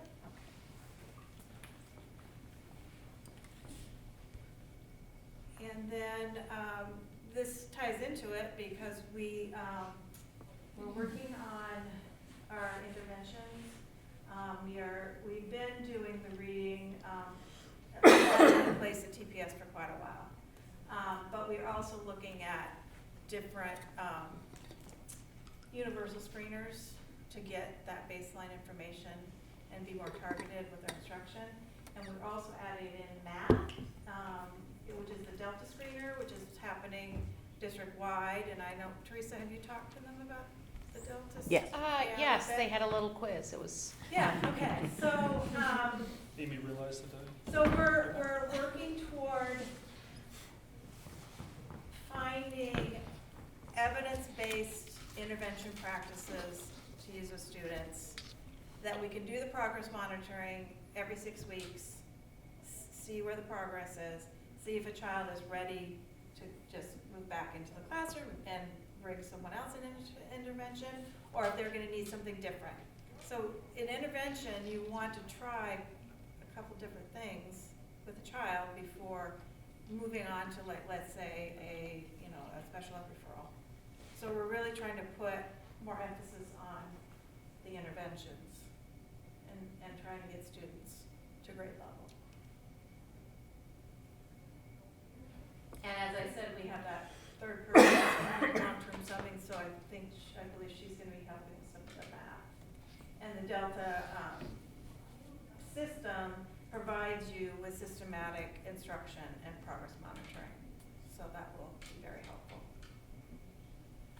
Any questions on that? And then, of course, attendance is an overall goal, and Carrie had talked a little bit about some of the improvements. We're hovering around 96%. 95 and above is considered good. So just a lot of I think it's a lot of communication at the early grades in terms of the importance of being in school, because so much of the instruction can't be duplicated by sending something home. And that's something that is a conversation with parents a lot, because it's like, can't you just send the work? It's like, well, the work is actually done in the class, hands-on. It's not something that can just be replicated by a piece of paper necessarily. So just being in those seats is really important. And then just for the events, we had just shy of 400 people here for breakfast a few weeks ago.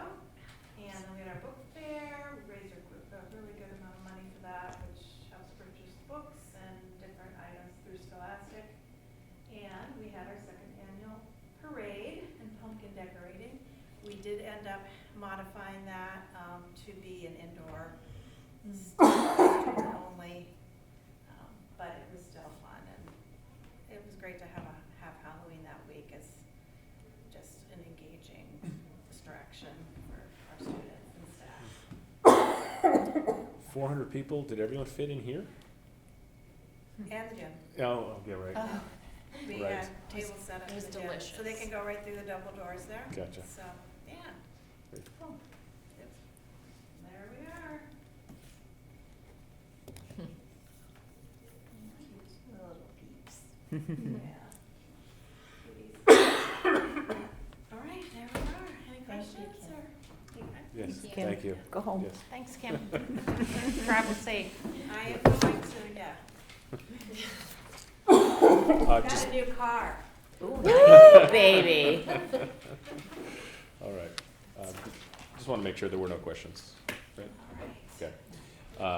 And I also just, before we go too much further, want to just highlight our call to questions we've had tonight are all supposed to be seconded. So we haven't been dang. seconding them. I did in my mind. Yes, Jill. we were mentally seconding them. But just to keep that in mind, again, moving forward, that the recess motion needs to be seconded, closing discussion needs to be seconded. We need to be seconding things before we start taking action. So just to, Keep it under wraps. yeah, Keep the trying guardrails to on. keep things straight. So, item 10.2. Consideration and approval of the Finance Committee recommended reclassification of special education office support assistant, school-based, to special education administrative secretary, school-based. Peter's making the motion. Is there a second? Crystal? Very good. Discussion, and I would love it, Crystal, if you could highlight this. This is coming from finance. Will try my best, and I'm sure Carrie will fill in or Peter can fill in any gaps. These were new positions as of last year. They have come on board, and it has been a much bigger undertaking, I would like to say, for these individuals who are performing these duties. They have to be done to the letter of the law. It's quite stressful to make sure that all of your I's are dotted, your T's are crossed. So we we're recommending to put them in the category of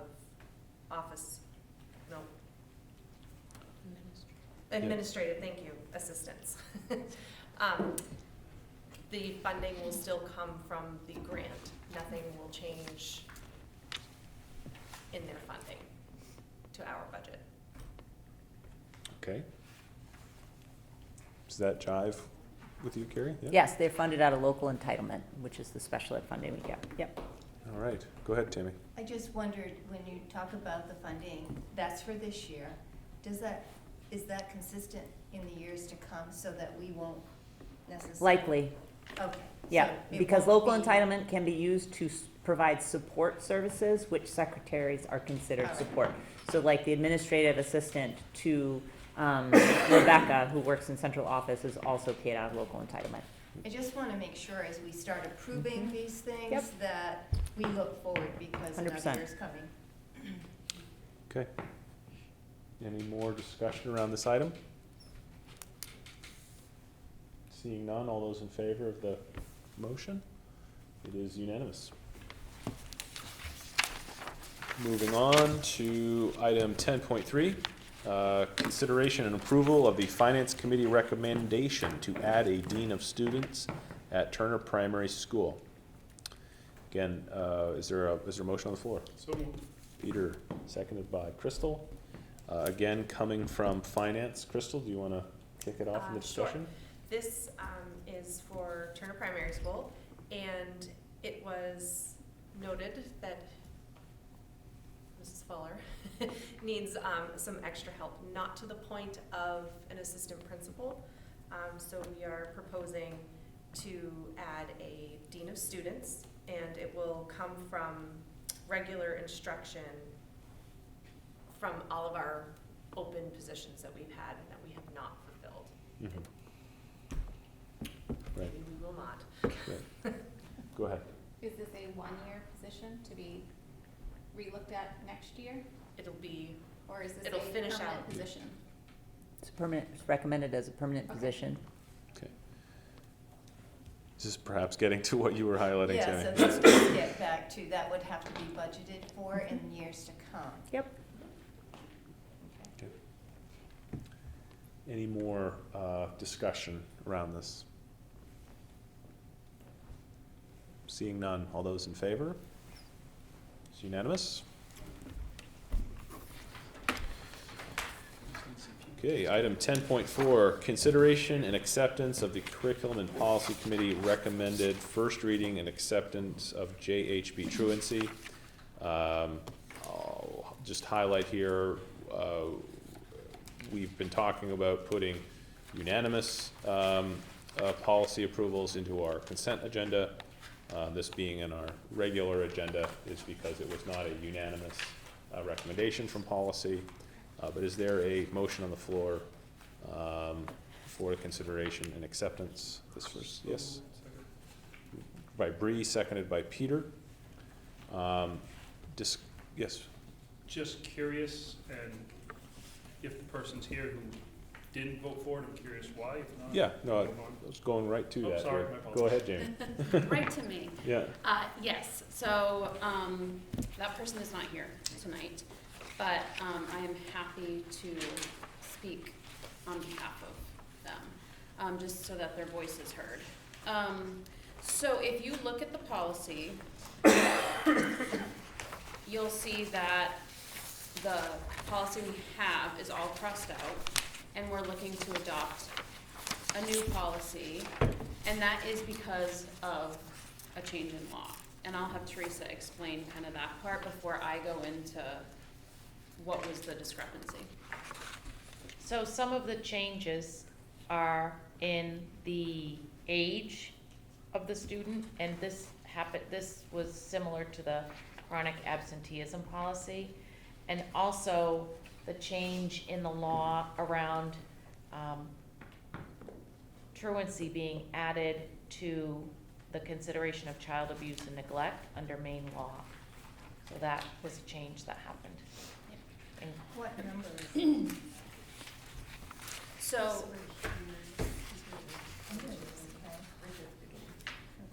so the discussion during curriculum and policy was under, if you look, so you have the definition and then B2.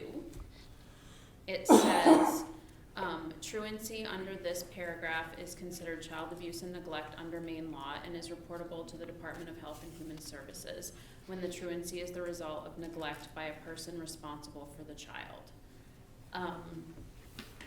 And I think the question in regards to this was semantics around saying that the truancy is the result of neglect by a person responsible for the child.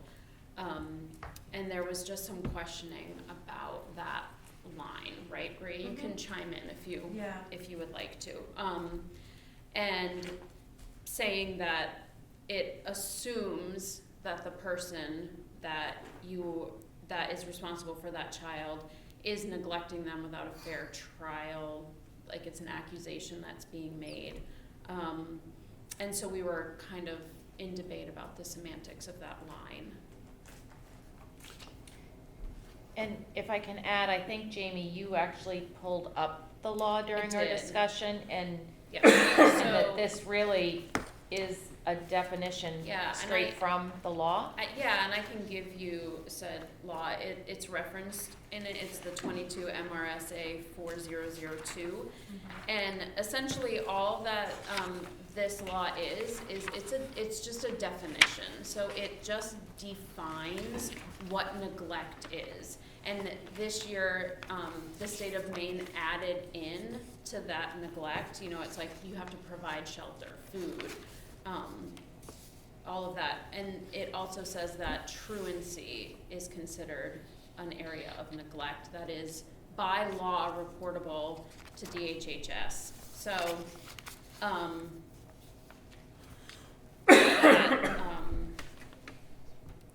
that was the big discussion. Okay. Thank you very much. Anyone have anything they'd like to add? This is the first reading. This is the first reading. Yes. Yep. Okay, seeing no further discussion, take a vote to, on the motion, which is to approve this first reading. All those in favor? It is unanimous. Moving on, item 10.5, discussion and approval of fiscal year 25 budget development timeline. Now, is there a motion on the floor for this approval? So moved. Peter, seconded by Crystal, and I'll let you, Carrie, say a piece about the timeline. Okay. It's very similar to last year and plans backwards from the referendum date on May 16th. Last year, we had the district budget meeting and then a regular school board meeting after. Those of you who were there heard me swear we would never do that again, so there will be no school board meeting on May 2nd, only the district budget meeting. Oh, good. Yeah. Right. Yeah, but it will follow the same process of us looking at different warrant articles over the course of multiple workshops.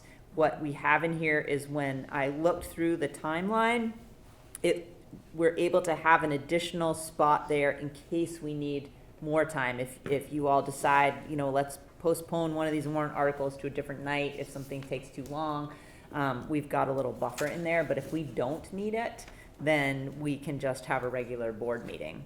We can't make approval of the budget any earlier than April 4th, however, because that final information typically comes out for insurance and those kinds of things. But it can't go really later than April 4th because we won't be able to print things to get to voters beforehand. So April 4th is sort of like a hard deadline.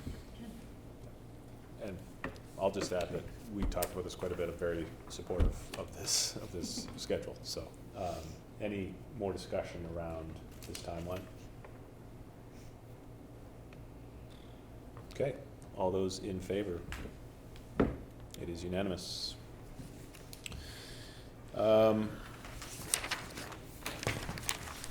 Okay, item 10.6, consideration of superintendent recommendation for school board to request a waiver from the Department of Education for missed school days on October 26th and 27th, 2023. Is that motion on the floor? So moved. Second. Jamie, seconded by Peter. Discussion. I'll just start with saying we all received an email about a few different ways this could go. Actually, I don't know, Carrie, if you want to try to step us through some of that. Yeah, here. I was actually pulling it up so that I could refer to it. Yeah, so what I did was provide you with 3 options. I am recommending the waiver option, but that is by no means something that you are required to do. So I think the 3 options are: 1, do nothing. Staff who are hourly staff, so both the ESP contract and the ASME contract. ASME is maintenance and bus drivers, and the ESP contract are all of our school people, food service, ed techs, secretaries, and the IT folks. All of those except for the 3 IT folks are school year employees. Some of the secretaries have additional days, but they all have a vacation benefit. I will say it's unusual to have a vacation benefit in this contract. I've checked with other superintendents.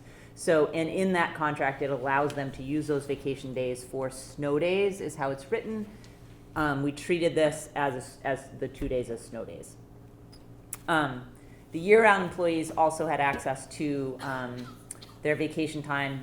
That one was a little bit more uncomfortable in terms of forcing people to take vacation time when it wasn't something that they chose. Bus drivers also had access to their personal day, which, because their contract doesn't outline that. So doing nothing sort of lets us see how the year plays out. People got paid if they decided to take a vacation, their vacation time or their personal time, they got paid that. Some people chose not to do that, and so they did not get paid for those 2 days.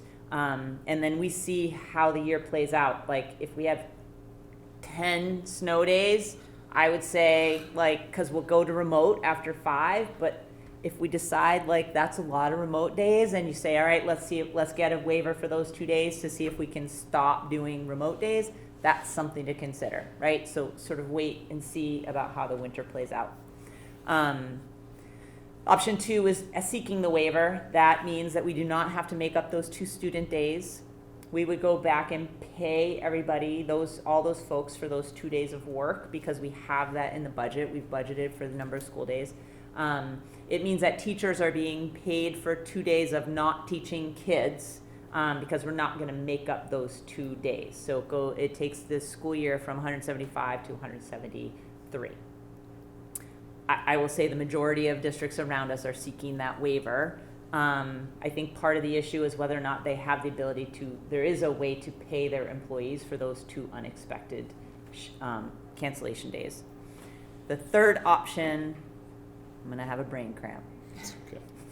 The third option was to pay people for those 2 days, don't seek a waiver. That's going to cost us money. We have to find about $40,000 to pay people and keep the student year the same. That's 175. Yep. People clear on those? Any questions for Carrie about those options? Do we have the 40,000? What's our liquid? I mean, I'll say I don't think it's just there. That certainly wasn't budgeted, but. Yeah. But, I know, but I'm just wondering. Yeah. Because we are losing 2 student days. Only if Well, we're only seek if the you waiver. decide to do that. Yeah. Well, yeah, but that's the. Yeah. Yeah. So we would have to reduce funding. I mean, we'd have to reduce. Yeah. Transportation in particular, I think, is a very Is tight the warrant issue. ankle, Okay. warrant article. But we would have to target areas where we're not going to spend money Yeah. to come up with I'm that. just, and where would that land us at the end of the year? So- would it change the ending of the school year? Right. I mean, I think that's a real good question. I've been thinking about it a lot. I mean, we have a definitive end of school. Yeah, we do. And so really when we say we're getting rid of if we get the waiver, we go back to having 5 snow days without remote school, really. So if we didn't seek the waiver, then we'd essentially be treating those 2 days as our first 2 snow days. And I see. we'd be Thank you. triggering remote school after only 3 I more see. snow days. Okay, that clarifies it. Yeah. Thank you. So, a lot of this, what we're talking about is whether we force 2 remote school days into our winter schedule or not. Because we're assuming we're going to have at least 5 snow We're days, assuming we right? have 5 Yeah. snow days. Yeah. Then we'd end up pushing 2 of those remote or not Okay. with this request. Go ahead. I just want to say that I think that, those 2 days were unprecedented, right? Like, none of us saw ourselves being in that position. And I think that our kids needed to be home. Absolutely. I wouldn't have sent my kids to school if we had school. And I think, I know personally, I saw a lot of educators posting on social media, like, here are resources for your children if you need them. And I'm sure they were doing personal research themselves to gear back up when they got to school on Monday. I know there was a lot of communication from Carrie to our staff, so they must have been checking their email during those 2 days. And so I think given how unprecedented those 2 days were, and none of us could have predicted it, I think seeking the waiver is the wise thing to do for our staff and for our students. Okay. I want to echo that as well. It's same thing, really, and it did affect our students. We had a student who was there the night of and was shot, well, grazed, but still, what 10-year-old, 11-year-old would you want to have to go through any of that? And I think we just need to show empathy to anyone. Some people didn't have anything to connected, or they live far enough away. They're not, they're just like, oh, why are we home? I wanted to be back. But many others had a classmate that they had to think about. You have some of our students who might not actually live in our district, but come in from elsewhere and could be affected. And I think we just need to show empathy. And I think that the way that we handle this situation right now will speak volumes for like anything else that may ever have to come up, because we've gone through COVID, now we've gone through a mass shooting, like we don't know what could come up, and the way that we handle this situation, everyone's gonna be looking at that to see, and I think we need to handle it with empathy. I'll just say, I mean, I agree very much with what both of you said, and I think the decision to cancel school was the right decision to make. You know, so I mean, I think we all needed that. It's really better now about how we treat those days, whether they are just evaporating from our calendar, and also how we accommodate certain staff that, as calling them snow days, like some staff was still working on snow days, but not on those days because the school was closed. So it's how do we handle, well, a lot of it to me comes down to how do we handle pay for those staff members, because if we can pay them without additional cost by eliminating the days. Or, but if we don't want to eliminate the days of teaching, then we can't pay them without incurring additional cost to our budget. Or we keep in place what we did, which was Right. allow them to access vacation days, Yes. personal time, right? So like, Correct. so I think that Correct. would be viewed as for a business who shut down, that would be viewed as a very poor public relations thing. Sure. If you stayed operating and you chose, that's a different story. Yep. And if they made their own choice of coming in or not, but if you told people to stay home because of this, then I think it would be. So I'm sorry. Wasn't much of a vacation. I just want to get this out too, because Right. Anthony couldn't be here tonight, but he did provide me a statement, and I just want to read Anthony's thoughts on this from this email. And that's that he suggests that the board, rather than seek the waiver, direct the superintendent to pursue option one, which is do nothing more, which is call them snow days. The Department of Education waiver is a measure for extreme circumstances that is to be granted only when school officials have exhausted all reasonable avenues for making up lost instructional days. It strikes me, and again, this is Anthony, it strikes Anthony as entirely reasonable for the superintendent to ask employees to utilize vacation days if they wish to be paid for the 2 days of school was ordered closed using the exact same procedure we would apply to a weather cancellation. Anthony sympathizes with the employees who are inconvenienced if we treat the canceled days as snow days. However, student learning must be our priority. We are not updating truancy policy and tobacco policy in an effort to minimize absences. So are we not updating the truancy policy and tobacco policy in an effort to minimize absences? By pursuing the superintendent's recommendation to seek a waiver, we are creating 2 days of absence for every single child in the district. That is a significant amount of lost instructional time at a time when we know our students are struggling to meet standards. If we instead treat the missed days as snow days, we address the problem in a way that enjoys long precedent, is budget neutral, and does not shortchange our students. You have your hand up. Yes, 2 questions. I just want some clarity around something you said, Carrie, regarding the snow days. So if we stay as is, we're counting the 26th and 27th as our first 2 snow days. correct. And therefore,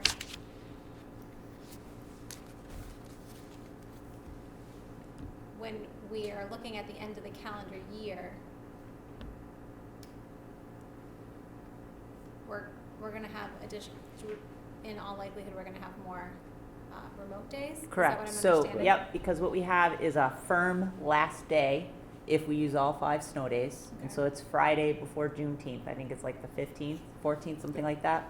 So I we're know. already at Monday and Tuesday of that week. Right. 3 more snow days gets us to Friday, and then anything after that is remote learning. And remote learning counts as Yes. a school day, Yes. which, I mean, I think we could all have our personal opinions on how effective of a school day Yep. days are. Yep. My other question is, was there any thought put into transitioning 2 of our PD days into school days? No. There's so much work that needs to be done to build curriculum. If we cancel workshop days, we will not have a guaranteed viable curriculum on the timeline that we've set. Just won't happen. So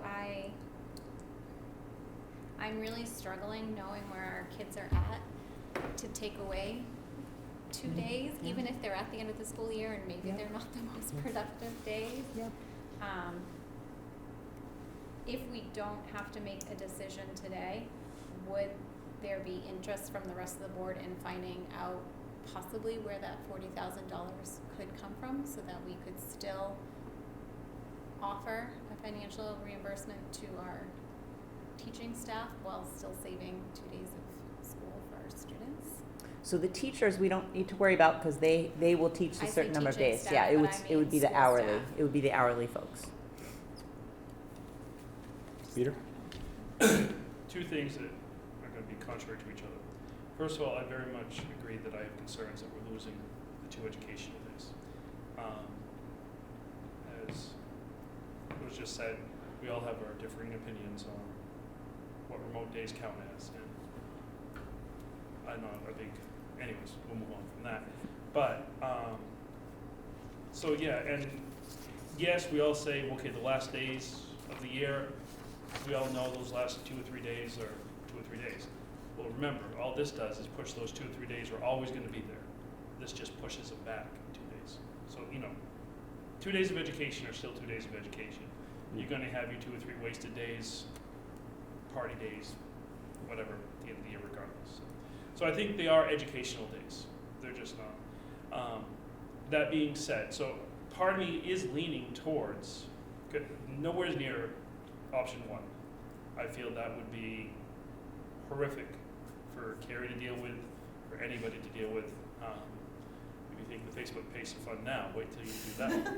I'm aware. And trust me, I'm very familiar with Facebook groups. And I also learned that you can not have comments, which I've learned that button, and I will use it from now on. So anyways, I was looking at option 3. $40,000, we'd always be able to find it probably in teacher salaries or somewhere like that, or something in that range. But then I have a concern.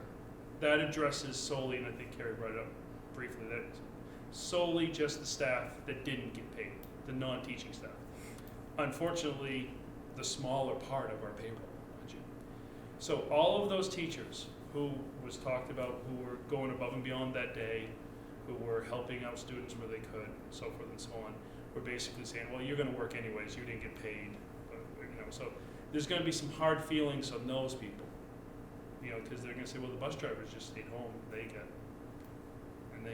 get paid, but the others, we're still doing classroom type stuff or so forth. So I think this is a long way of going around saying, I'm afraid I think option 2 is our best bet, even though I hate to lose the 2 days, but publicly and dealing with, we talk about teacher retention, and this is one of those little things.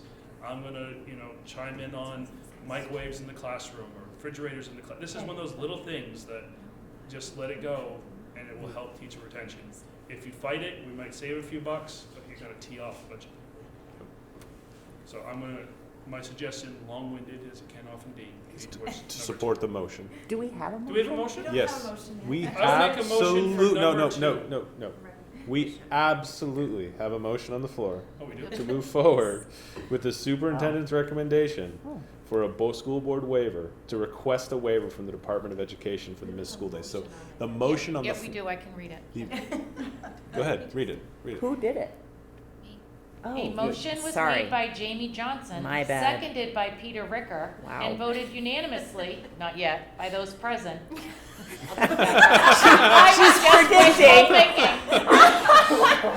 Okay, to approve, so it was seconded to approve Okay, the superintendent's I'm recommendation terrible. to request a waiver Yes. from the Department of So- Education for missed school days on October And we 26th. started really And pushing our 27, minutes going forward. 23.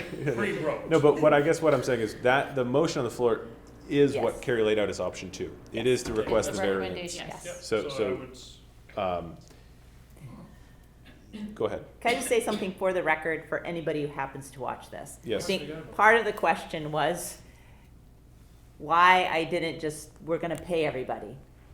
I didn't, and I said this to all the bus drivers, I did not feel it was my place to decide for you, to box you into a corner that you had to seek the waivers, because I'd already made that decision to pay people. Because the waiver really has to come from you guys, you are the ones. So that's, I've had to explain that a couple times, but I just wanted to make sure that was clear. And I have gone across the spectrum here from feeling like spending the $40,000 to pay people, it's, how can we just come up with that, right? I mean, but also, you know, kind of giving away 2 educational days during the school year is very challenging. But then coming back to the fact that under our current plan, we're talking about 2 remote days. We're almost certainly talking about 2 snow days that are gonna be snow days, that instead of having them be remote school days, they're gonna be snow days off. So we're not giving away in school 2 days, unless we have the lightest winter we've had in forever. They're not snow days anymore, they're ice days. They're Yeah, ice they days. are, they They're ice are. days. So, So annoying. again, coming around this in a lot of ways, I'm also think the right thing to do is go forward with the variance. Yeah, I think listening to everything, you want to do the most human thing. And Oh my God. You could have just let that go, Peter. Yeah, but you know, yeah, because this was this is, above and beyond Yeah. anything anybody could ever have conceived of, Sure. you know. any more discussion around this? Okay. Can we call the question? Oh no, then you have to This- vote. this- Stop, take it back. You might not want to call the question if you know it, if you know the. I you was know- just about to call the vote.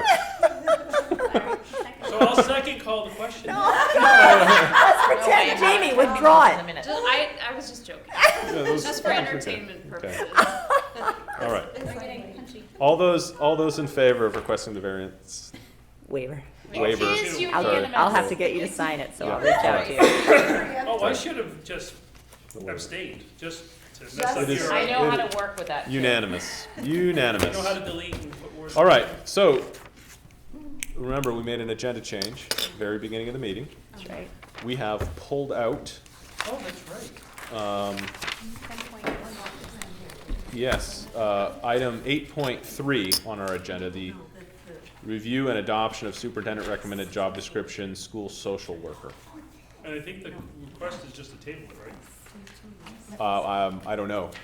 Right now, the motion, is there a motion to review and adopt the superintendent recommended job description? Tammy, this was yours. Tammy, I'm totally okay if you ask to table this, and then I'll get Okay. the information. Oh, yeah. This is a social worker Before one. we have any discussion, Yeah. I would like to have a motion to review and adopt the superintendent recommended job description, So school moved. social workers. Thank you. Second. Oh, we have to have that motion before we motion to table it? Yes. So Yeah. Jessica, and who's the second? Jamie can have Jamie seconded it. We are now in discussion. Generous, Kristen. Okay. Tammy, you have the floor. I You- was trying to find the paper, I'm so sorry. That's right. Okay, so I had a question about the essential functions, and Carrie, essential function numbers, I think 5 and 6, and wondering if that might actually disqualify somebody that is actually qualified, Okay. if there was a physical disability. And I just wanted to know why that was in there, and if it would hinder us in any way from getting a very qualified person. Because there have been situations I know of people that have done beautiful jobs that have disabilities. Okay. Did you have any thoughts around that, Gary? I need a little bit more time, because Okay. this is the Drummond and Woodson recommended, so I Yeah. just need some more information from them. I'll second it. Second what? Or motion Did- to did- table it. Did you? Yes, I made a motion to table. Motion to table, okay. Peter is seconding the motion to table. All those in favor of tabling the motion? It is unanimous. Can I make a whole secondary question? Can I request that these tables in this particular size go to all of our meetings? It is a lot of elbow room, isn't Yeah, it? yeah. All right. All of you that have been patiently waiting in the audience, thank you. But our next couple of items are both executive sessions. So right now, I'm going to make a request for an executive session to discuss AFS CME Council number 93, Local 210, AFL CIO negotiations pursuant to 1 MRSA 4056D. Motion. Motion by Brianna, second by Peter. All those in favor? Okay, executive session. We're gonna go to the library so these guys can pack up. I will not.